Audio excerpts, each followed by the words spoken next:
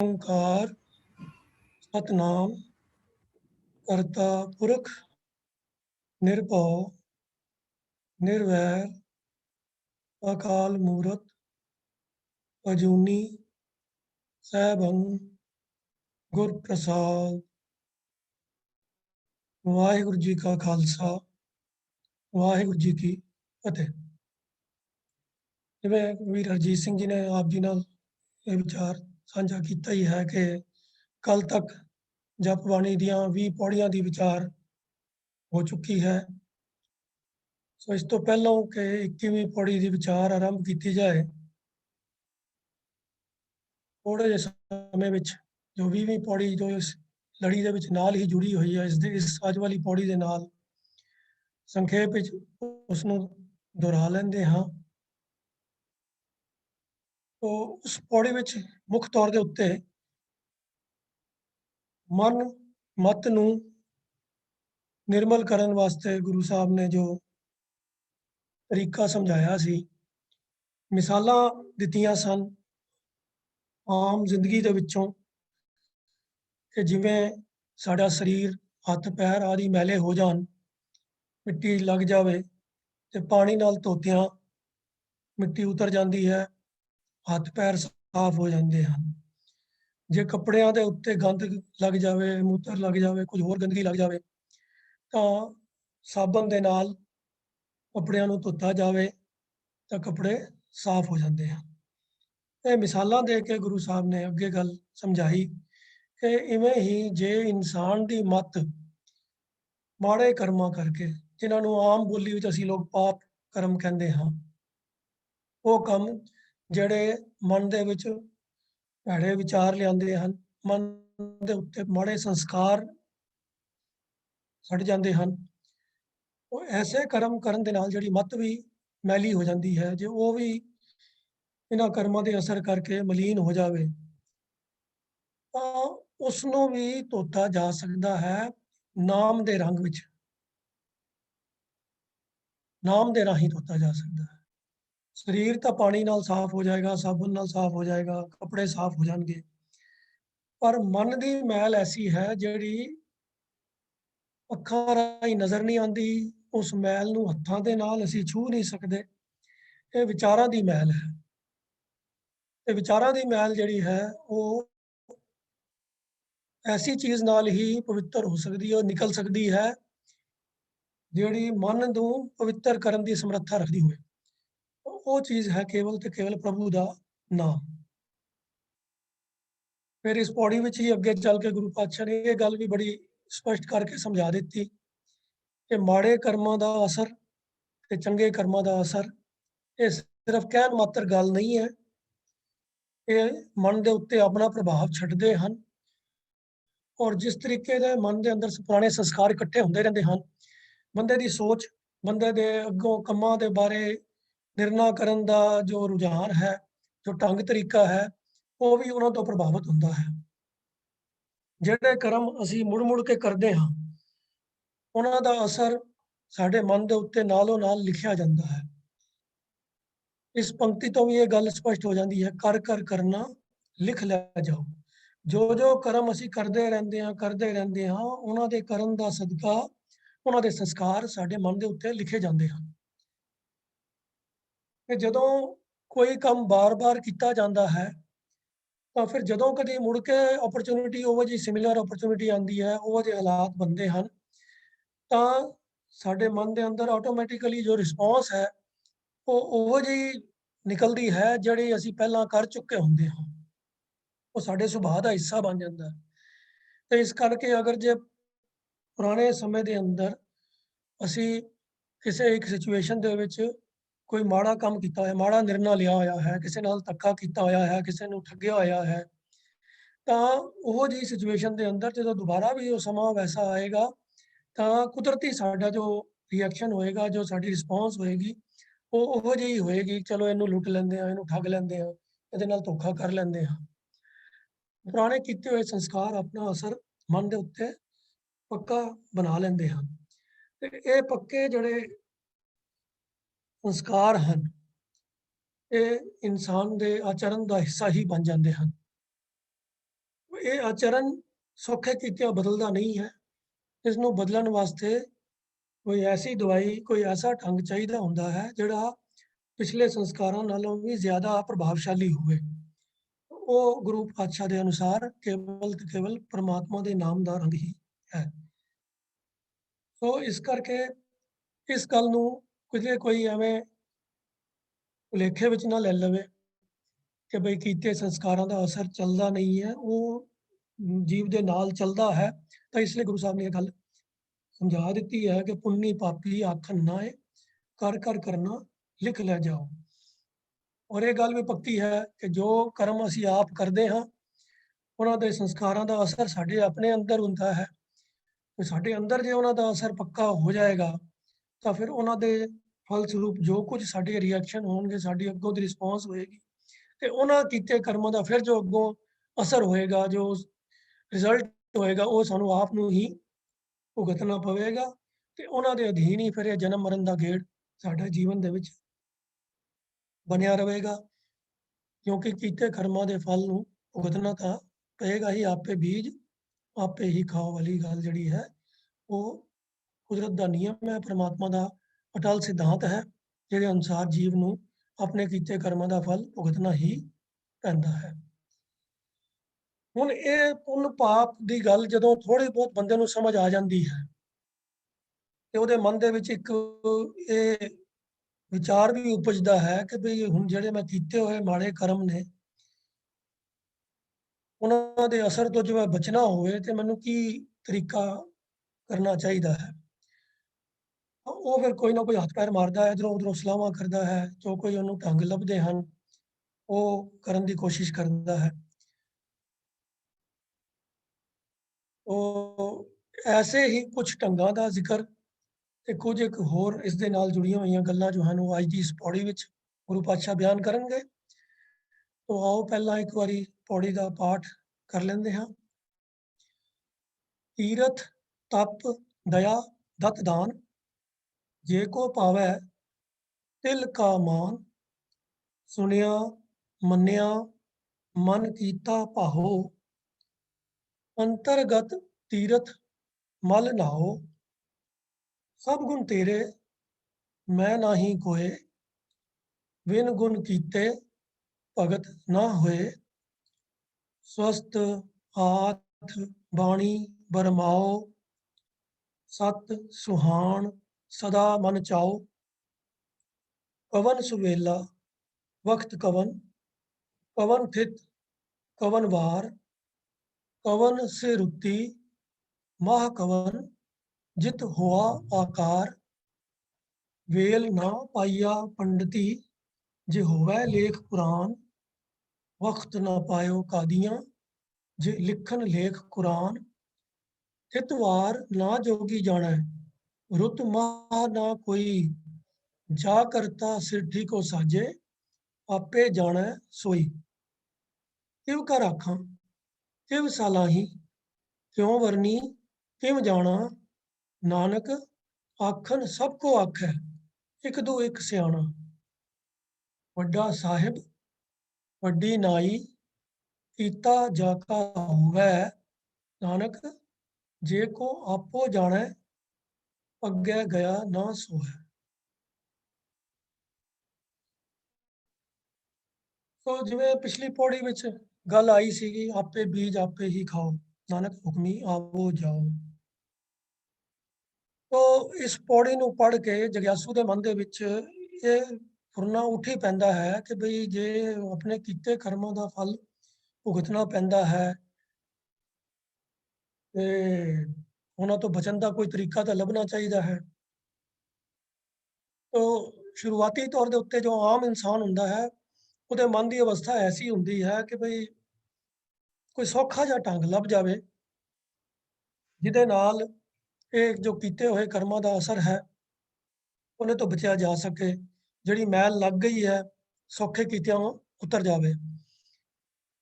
ਆਮ ਦੁਨੀਆਦਾਰ ਇਨਸਾਨ ਦੀ ਫਿਤਰਤ ਹੁੰਦੀ ਹੈ ਕਿ ਜਦੋਂ ਕਦੀ ਵੀ ਕੋਈ ਉਹਦੇ ਨਾਲ ਕੋਈ ਔਖੀ ਸਿਚੁਏਸ਼ਨ ਆਉਂਦੀ ਹੈ, ਕੋਈ ਪ੍ਰੋਬਲਮ ਜ਼ਿੰਦਗੀ 'ਚ ਆਉਂਦੀ ਹੈ ਤਾਂ ਪਹਿਲਾਂ ਉਹਦਾ ਉਹ ਸ਼ਾਰਟਕਟ ਕੋਈ ਲੱਭਦੇ ਹਨ, ਕੋਈ ਸੌਖਾ ਜਿਹਾ ਹੱਲ ਲੱਭਦੇ ਹਨ।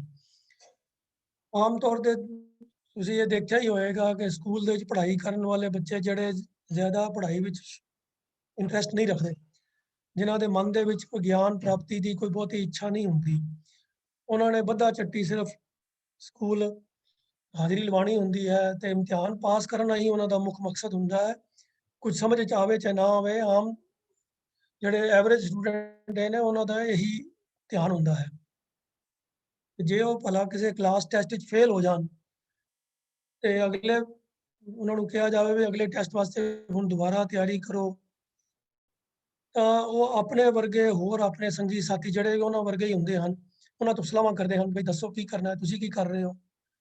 ਤਾਂ ਇਹੋ ਜਿਹੀਆਂ ਸਲਾਹਾਂ ਉਹਨਾਂ ਨੂੰ ਮਿਲਦੀਆਂ ਹਨ, ਕੋਈ ਗਾਈਡ ਪਕੜ ਲਓ, ਕੋਈ ਕੁੰਜੀ ਲੈ ਲਵੋ, ਕਿਸੇ ਦੇ ਤਿਆਰ ਕੀਤੇ ਹੋਏ ਨੋਟ ਲੈ ਕੇ ਰੱਟਾ ਮਾਰ ਲਓ, ਤਾਂ ਇਹੋ ਜਿਹੇ ਉਹਨਾਂ ਨੂੰ ਸੁਝਾਅ ਮਿਲਦੇ ਹਨ।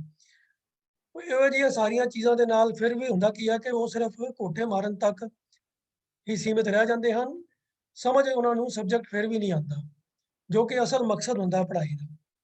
ਇਹੋ ਜਿਹਾ ਹੀ ਦੁਨੀਆ 'ਚ ਵੀ ਕੰਮ ਹੁੰਦਾ ਹੈ ਕਿ ਜਿਹੜੇ ਲੋਕ ਮਾੜੇ ਕਰਮਾਂ ਕਰਕੇ ਜਿਨ੍ਹਾਂ ਦੇ ਮਨ ਦੀ ਅਵਸਥਾ ਨੀਵੀਂ ਹੋ ਜਾਂਦੀ ਹੈ, ਮਨ ਦੇ ਸੰਸਕਾਰ ਭੈੜੇ ਹੋ ਜਾਂਦੇ ਹਨ, ਜਦੋਂ ਉਹਨਾਂ ਦੇ ਮਨ 'ਚ ਪਹਿਲਾ ਪਹਿਲ ਵਿਚਾਰ ਆਉਂਦਾ ਹੈ ਤਾਂ ਉਹ ਆਲੇ ਦੁਆਲੇ ਫਿਰ ਕੁਝ ਕਹੇ ਜਾਂਦੇ ਸਿਆਣੇ ਬੰਦੇ ਜਿਨ੍ਹਾਂ ਨੂੰ ਲੱਗਦਾ ਹੈ ਕਿ ਉਹ ਸਿਆਣੇ ਹਨ, ਉਹਨਾਂ ਨਾਲ ਸਲਾਹਾਂ ਕਰਦੇ ਹਨ ਤੇ ਉਹਨਾਂ ਨੂੰ ਵੀ ਸਲਾਹਾਂ ਵੀ ਫਿਰ ਇਹੋ ਜਿਹੀਆਂ ਹੀ ਮਿਲਦੀਆਂ ਹਨ ਜਿਵੇਂ ਉਹਨਾਂ ਨੂੰ ਲੱਗਦਾ ਹੈ ਕਿ ਵੀ ਸ਼ਾਰਟਕਟ ਤਰੀਕੇ ਨਾਲ, ਛੋਟੇ ਤਰੀਕੇ ਦੇ ਨਾਲ ਸੌਖਾ ਜਿਹਾ ਕੋਈ ਢੰਗ ਲੱਭ ਜਾਵੇ ਤੇ ਜਿਹੜੇ ਮਾੜੇ ਕੀਤੇ ਕਰਮ ਨੇ ਇਹਨਾਂ ਤੋਂ ਛੁਟਕਾਰਾ ਹੋ ਜਾਵੇ, ਸਜ਼ਾ ਨਾ ਭੁਗਤਣੀ ਪਵੇ।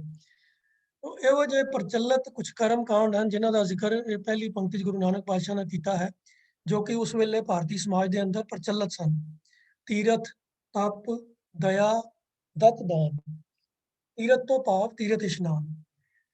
ਸਨਾਤਨੀ ਮੱਤ ਦੇ ਅੰਦਰ ਕਈ ਸਾਰੇ ਤੀਰਥ ਹਨ ਜਿਹੜੇ ਕਿ ਬਹੁਤਾ ਕਰਕੇ ਦਰਿਆਵਾਂ ਦੇ ਕੰਢਿਆਂ ਤੇ ਜਾਂ ਐਸੀ ਜਗ੍ਹਾ ਤੇ ਬਣੇ ਹੋਏ ਹਨ ਜਿੱਥੇ ਨਾਲ ਸਰੋਵਰ ਜਾਂ ਦਰਿਆ ਜ਼ਰੂਰ ਹੁੰਦਾ ਹੈ। ਗੁਰਬਾਣੀ 'ਚ ਵੀ ਇੱਕ ਪੰਕਤੀ ਆਉਂਦੀ ਹੈ, ਭਗਤ ਰਾਮਾਨੰਦ ਜੀ ਨੇ ਜਿਵੇਂ ਜ਼ਿਕਰ ਕੀਤਾ ਹੈ ਕਿ ਜਹਾਂ ਜਾਈਏ ਤਹ ਜਲ ਪਖਾਨ। ਹਿੰਦੂ ਮੰਦਿਰਾਂ ਦੇ ਵਿੱਚ ਇਹ ਦੋ ਚੀਜ਼ਾਂ ਜਿਹੜੀਆਂ ਨੇ, ਇਹ ਖਾਸ ਜਿਹੜੇ ਤੀਰਥ ਵਾਲੇ ਮੰਦਿਰ ਹੁੰਦੇ ਹਨ, ਉਹਨਾਂ 'ਚ ਇਹ ਦੋ ਚੀਜ਼ਾਂ ਜਿਹੜੀਆਂ ਹਨ ਪੱਕੀਆਂ ਹੀ ਹੁੰਦੀਆਂ ਹਨ। ਪਾਣੀ ਦਾ ਨਾਲ ਹੁੰਦਾ ਹੈ ਜਾਂ ਸਰੋਵਰ ਹੁੰਦਾ ਹੈ ਤੇ ਜਾਂ ਦਰਿਆ ਦਾ ਕਿਨਾਰਾ ਹੁੰਦਾ ਹੈ ਤੇ ਪਾਖਾਨ ਮੈਨੇ ਪੱਥਰ ਦੀਆਂ ਮੂਰਤੀਆਂ ਹੁੰਦੀਆਂ ਹਨ।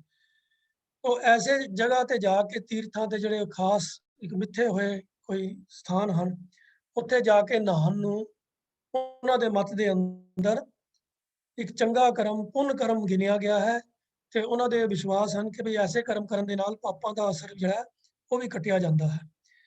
ਫਿਰ ਕੁਝ ਹੋਰ ਸਾਧਨ ਉਹਨਾਂ ਨੂੰ ਸਿਖਾਏ ਜਾਂਦੇ ਹਨ, ਦੱਸੇ ਜਾਂਦੇ ਹਨ ਕਿ ਬਈ ਤੁਸੀਂ ਤਪ ਸਾਧਨਾ ਕਰੋ, ਸਰੀਰ ਨੂੰ ਕਸ਼ਟ ਦਿਓ, ਗਰਮੀਆਂ ਦੇ ਵਿੱਚ ਅੱਗ ਬਾਲ ਕੇ ਬੈਠ ਜਾਓ, ਸਰਦੀਆਂ ਦੇ ਵਿੱਚ ਠੰਡੇ ਪਾਣੀ 'ਚ ਖੜੇ ਹੋ ਜਾਓ, ਇੱਕ ਲੱਤ ਤੇ ਖੜੇ ਹੋ ਜਾਓ, ਭੁੱਖੇ ਰਹੋ, ਪੁੱਠੇ ਲਟਕ ਜਾਓ, ਇਸ ਤਰੀਕੇ ਦੇ ਕਈ ਤਰ੍ਹਾਂ ਦੇ ਕਰਮ ਕਰੋ ਤੇ ਇਹਨਾਂ ਕਰਮਾਂ ਦੇ ਨਾਲ ਜਿਹੜਾ ਹੈ ਤੁਹਾਡੇ ਅੰਦਰੋਂ ਜਿਹੜੇ ਪੁਰਾਣੇ ਪਾਪਾਂ ਦਾ ਅਸਰ ਜਿਹੜਾ ਹੈ ਉਹ ਮਿਟ ਜਾਏਗਾ। ਫਿਰ ਹੋਰ ਕੁਝ ਇਸ ਤਰ੍ਹਾਂ ਦੀ ਵੀ ਮੱਤ ਉਹਨਾਂ ਦੇ ਮੱਤ ਵਿੱਚ ਦਿੱਤੀ ਜਾਂਦੀ ਹੈ ਕਿ ਉਹਨਾਂ ਲੋਕਾਂ ਤੇ ਦਇਆ ਕਰੋ ਜਿਹੜੇ ਤੁਹਾਡੇ ਤੋਂ ਥੋੜ੍ਹੇ ਕਮਜ਼ੋਰ ਹਨ, ਉਹਨਾਂ ਲੋਕਾਂ ਨੂੰ ਜਿਹੜਾ ਦਾਨ ਦਿਓਗੇ ਉਹ ਦਾਨ ਦਾ ਫਲ ਜਿਹੜਾ ਹੈ ਉਹਦੇ ਸਦਕਾ ਤੁਹਾਡੇ ਪਾਪ ਕੱਟੇ ਜਾਣਗੇ। ਇਹ ਉਸ ਵੇਲੇ ਦੇ ਪ੍ਰਚਲਿਤ ਭਾਰਤੀ ਸਮਾਜ ਦੇ ਅੰਦਰ, ਖਾਸ ਤੌਰ ਤੇ ਸਨਾਤਨ ਮੱਤ ਦੇ ਅੰਦਰ ਇਹੋ ਜਿਹੇ ਕਈ ਕਿਰਿਆਵਾਂ ਜਿਹੜੀਆਂ ਸਨ ਪ੍ਰਚਲਿਤ ਸਨ ਔਰ ਲੋਕਾਂ ਦੇ ਮਨਾਂ 'ਚ ਇਹ ਵਿਸ਼ਵਾਸ ਬੈਠੇ ਹੋਏ ਸਨ ਕਿ ਵੀ ਇਸ ਤਰੀਕੇ ਦੇ ਕਰਮ ਕੀਤਿਆਂ ਪਾਪਾਂ ਦੇ ਫਲ ਤੋਂ ਛੁਟਕਾਰਾ ਹੋ ਜਾਂਦਾ ਹੈ ਤੇ ਇਹ ਕਰਮ ਜਿਹੜੇ ਹਨ ਪੁੰਨ ਕਰਮ ਹਨ, ਇਹਨਾਂ ਦਾ ਫਲ ਮਿਲਦਾ ਹੈ। ਤਾਂ ਗੁਰੂ ਸਾਹਿਬ ਨੇ ਜੋ ਬਾਣੀ ਦੇ ਅੰਦਰ ਜਿਹੜਾ ਵਿਸ਼ਾ ਛੇੜਿਆ ਸੀਗਾ, ਉਹਦੇ ਵਿੱਚ ਕੋਈ ਓਪਰੀਆਂ ਗੱਲਾਂ ਵਾਸਤੇ ਉਹਨਾਂ ਨੇ ਕੋਈ ਗੱਲ ਨਹੀਂ ਸੀ ਕੀਤੀ। ਉਹਨਾਂ ਦਾ ਮਕਸਦ ਤਾਂ ਸੀਗਾ ਜੀਵ ਆਤਮਾ ਨੂੰ ਹਿੱਸਣਾ ਉੱਚਾ ਚੁੱਕਣਾ, ਜੋ ਕਿ ਮਾਇਆ ਦੇ ਪ੍ਰਭਾਵ ਤੋਂ ਇਨਸਾਨ ਉੱਚਾ ਹੀ ਉੱਠ ਜਾਵੇ, ਕਿ ਮਾਇਆ ਦੀ ਖਿੱਚ ਉਹਦੇ ਅੰਦਰੋਂ ਮੁੱਕ ਜਾਵੇ। ਇਹ ਨਹੀਂ ਕਿ ਮਾਇਆ ਦਾ ਇਸਤੇਮਾਲ ਕਰਨ ਤੋਂ ਉਹਨਾਂ ਨੇ ਕੋਈ ਮਨਾਹੀ ਕੀਤੀ ਹੈ। ਮਾਇਆ ਜਿਹੜੀ ਹੈ ਗੁਜ਼ਰਾਨ ਹੈ, ਇਨਸਾਨ ਨੇ ਜਿਸਨੇ ਦੁਨੀਆ 'ਤੇ ਰਹਿਣਾ ਹੈ ਮਾਇਆ ਦੀ ਵਰਤੋਂ ਕਰਨੀ ਹੈ, ਪਰ ਗੁਰਮਤਿ ਦੇ ਅੰਦਰ ਗੱਲ ਸੀ ਮਾਇਆ ਦੇ ਖਿੱਚ ਤੋਂ ਆਪਣੇ ਆਪ ਨੂੰ ਉੱਚਾ ਚੁੱਕਣ ਦੀ। ਮਾਇਆ ਦੀ ਖਿੱਚ ਕਰਕੇ ਹੀ ਇਨਸਾਨ ਆਮ ਤੌਰ ਤੇ ਭੈੜੇ ਕੰਮ ਕਰਦਾ ਹੈ, ਕਿਸੇ ਨਾਲ ਠੱਗੀ ਕਰਦਾ ਹੈ, ਕਿਸੇ ਨੂੰ ਲੁੱਟਦਾ ਹੈ, ਧੋਖਾਧੜੀ ਕਰਦਾ ਹੈ। ਉਹ ਐਸੇ ਕਰਮਾਂ ਦਾ ਹੀ ਅਸਰ ਮਨ ਤੇ ਮਾੜਾ ਹੁੰਦਾ ਹੈ। ਉਹਨਾਂ ਦੇ ਪਿੱਛੇ ਮੂਲ ਕਾਰਨ ਜੋ ਹੈ ਉਹ ਮਾਇਆ ਦੀ ਖਿੱਚ ਹੁੰਦੀ ਹੈ। ਉਹ ਆਤਮਕ ਅਵਸਥਾ, ਮਨ ਦੀ ਅਵਸਥਾ ਇਤਨੀ ਉੱਚੀ ਹੋ ਜਾਵੇ ਕਿ ਮਾਇਆ ਦੇ ਵਿੱਚ ਵਿਚਰਦਿਆਂ ਹੋਇਆਂ ਵੀ ਮਾਇਆ ਦੀ ਖਿੱਚ ਜਿਹੜੀ ਹੈ ਇਨਸਾਨ ਨੂੰ ਪ੍ਰਭਾਵਿਤ ਨਾ ਕਰੇ। ਗੁਰੂ ਸਾਹਿਬ ਦਾ ਜੋ ਉਪਦੇਸ਼ ਦਾ ਧੁਰਾ ਇਹੀ ਸੀਗਾ, ਜੋ ਫੋਕਸ ਸੀਗਾ ਉਹ ਇਹਦੇ ਉੱਤੇ ਹੀ ਸੀਗਾ। ਤੋ ਇਸ ਲਈ ਇਹ ਜਿਹੜੇ ਓਪਰੇ ਦਿਖਾਵੇ ਦੇ ਕਰਮ ਕਾਂਡ ਸਨ, ਗੁਰੂ ਸਾਹਿਬ ਦੀ ਸੋਚ ਦੇ ਮੁਤਾਬਕ ਇਹਨਾਂ ਦਾ ਇਸ ਆਤਮਕ ਤਰੱਕੀ ਦੇ ਯਤਨ ਦੇ ਵਿੱਚ ਕੋਈ ਯੋਗਦਾਨ ਨਹੀਂ ਹੈ, ਕੋਈ ਫਾਇਦਾ ਨਹੀਂ ਹੈ। ਤੋ ਇਸ ਲਈ ਗੁਰੂ ਸਾਹਿਬ ਇੱਥੇ ਸਪਸ਼ਟ ਤੌਰ ਤੇ ਸਮਝਾ ਰਹੇ ਹਨ ਕਿ ਤੀਰਥ, ਤਪ, ਦਇਆ, ਦਤ ਦਾਨ ਤੋਂ ਭਾਵ ਹੈ ਦਿੱਤਾ ਹੋਇਆ ਦਾਨ। ਦਤ ਦਾ ਅਰਥ ਹੁੰਦਾ ਦਿੱਤਾ ਹੋਇਆ। ਤੋ ਤੀਰਥ ਇਸ਼ਨਾਨ ਕਰਨੇ, ਤਪ ਕਰਨੇ, ਦਇਆ ਦੇ ਅਧੀਨ ਹੋ ਕੇ ਦਾਨ ਕਰਨਾ, ਕਹਿੰਦੇ ਹਨ ਕਿ ਠੀਕ ਹੈ ਕਿ ਬਈ ਇਹ ਕੋਈ ਬੁਰੇ ਕੰਮ ਨਹੀਂ ਨੇ, ਇਹ ਆਪਣੇ ਆਪ ਵਿੱਚ ਮਾੜੇ ਕੰਮ ਨਹੀਂ ਨੇ, ਪਰ ਇਹਨਾਂ ਤੋਂ ਜੋ ਪ੍ਰਾਪਤੀ ਹੋਣੀ ਹੈ ਨਾ ਉਹ ਐਵੇਂ ਹੀ ਹੈ ਮਨੋ ਤਿਲ ਮਾਤਰ। ਤਿਲ ਜਿਵੇਂ ਕਿ ਆਪ ਜਾਣਦੇ ਹੋ ਬਹੁਤ ਹੀ ਮਾਮੂਲੀ ਛੋਟਾ ਜਿਹਾ ਸਾਈਜ਼ ਦਾ ਹੁੰਦਾ ਹੈ। ਜਦੋਂ ਅਸੀਂ ਕਿਸੇ ਚੀਜ਼ ਦੀ ਗੱਲ ਕਰਨੀ ਹੋਵੇ ਕਿ ਬਈ ਇਹ ਤਾਂ ਐਵੇਂ ਮਾਮੂਲੀ ਜੀ ਗੱਲ ਹੈ, ਤਾਂ ਅਸੀਂ ਉਹਦੀ ਮਿਸਾਲ ਆਮ ਤੌਰ ਤੇ ਬਹੁਤ ਕਿਸੇ ਛੋਟੀ ਚੀਜ਼ ਨਾਲ ਦੇ ਦਿੰਦੇ ਹਾਂ। ਰੱਤੀ ਭਰ, ਤਿਲ ਮਾਤਰ, ਇਹ ਲਫ਼ਜ਼ ਸਾਡੀ ਬੋਲੀ 'ਚ ਆਮ ਵਰਤੇ ਜਾਂਦੇ ਹਨ ਇਹ ਗੱਲ ਦਾ ਆਈਡੀਆ ਦੇਣ ਵਾਸਤੇ ਕਿ ਵੀ ਇਹ ਬਹੁਤ ਹੀ ਛੋਟੀ ਮਾਮੂਲੀ ਜੀ ਚੀਜ਼ ਹੈ। ਤਾਂ ਗੁਰੂ ਸਾਹਿਬ ਕਹਿੰਦੇ ਹਨ ਕਿ ਜੇ ਇਹਨਾਂ ਕਰਮਾਂ ਤੋਂ ਕੁਝ ਪ੍ਰਾਪਤੀ ਕੋਈ ਹੋਣੀ ਵੀ ਹੈ, ਪਹਿਲਾਂ ਤੇ ਜੇ ਲਫ਼ਜ਼ ਲਗਾ ਦਿੱਤਾ ਬਈ ਇਫ, ਜੇ ਕੋਈ ਪਾਵੇ, ਜੇ ਕੁਝ ਮਿਲੇਗਾ ਵੀ, ਪਹਿਲਾਂ ਉਹ ਵੀ ਸ਼ੋਰ ਨਹੀਂ ਹੈ। ਗੁਰੂ ਸਾਹਿਬ ਦੇ ਅਨੁਸਾਰ ਇਹਨਾਂ ਕੀਤੇ ਹੋਏ ਕਰਮਾਂ ਤੋਂ ਕੋਈ ਫਾਇਦਾ ਹੋਣਾ ਹੈ ਇਹ ਵੀ ਸ਼ੋਰਟੀ ਨਹੀਂ ਹੈ, ਪਰ ਕਹਿੰਦੇ ਨੇ ਫॉर द ਸੇਕ ਆਫ ਆਰਗੂਮੈਂਟ ਮੰਨ ਵੀ ਲੈਂਦੇ ਆ ਵੀ ਚਲੋ ਕੁਝ ਬੈਨੀਫਿਟ ਹੋ ਸਕਦਾ ਹੈ। तो कहते हैं जे को पावे तिल का मान, तिल मात्र ही है, मामूली जिहा है, कोई सिग्निफिकेंट जिहड़ा ओहदा बेनिफिट होने वाला नहीं है, कोई ऐसा उसका लाभ नहीं होने वाला जिहड़ा कि इंसान की आत्मक अवस्था दे विच कोई तरक्की वाली कोई गल पक्के तौर ते बना सके। तो इसलिए ये जिहड़े प्रचलित धार्मिक कर्म कांड सीगे उन्हां नूं गुरु साहब ने आत्मक उचाई हासिल करने वास्ते, आत्मक तरक्की दे राह वास्ते बिल्कुल यूजलैस तौर के उत्ते पेश किया है कि जे को पावे तिल का मान, मामूली जिहा ही कोई लाभ होएगा, वैसे इहदा कोई लाभ है नहीं है। तो लाभ काहदा होएगा वो अगली पंक्तियां गल करते हैं कि सुनिया मन्निया मन कीता भाओ अंतरगत तीरथ मल नाओ। प्रभु की सिफत सलाह, प्रभु की वडियाई, प्रभु के गुण सुनने, गुरु की सिक्ख्या नूं सुनना, उन्होंने मनना ते मन दे विच प्रभु परमात्मा के प्रति प्यार की भावना नूं पैदा करना। भाव का अर्थ है प्यार, मन कीता भाव, मन दे विच भाव पैदा कीता, प्यार पैदा कीता, किस तरीके नाल? सुन के ते मन के।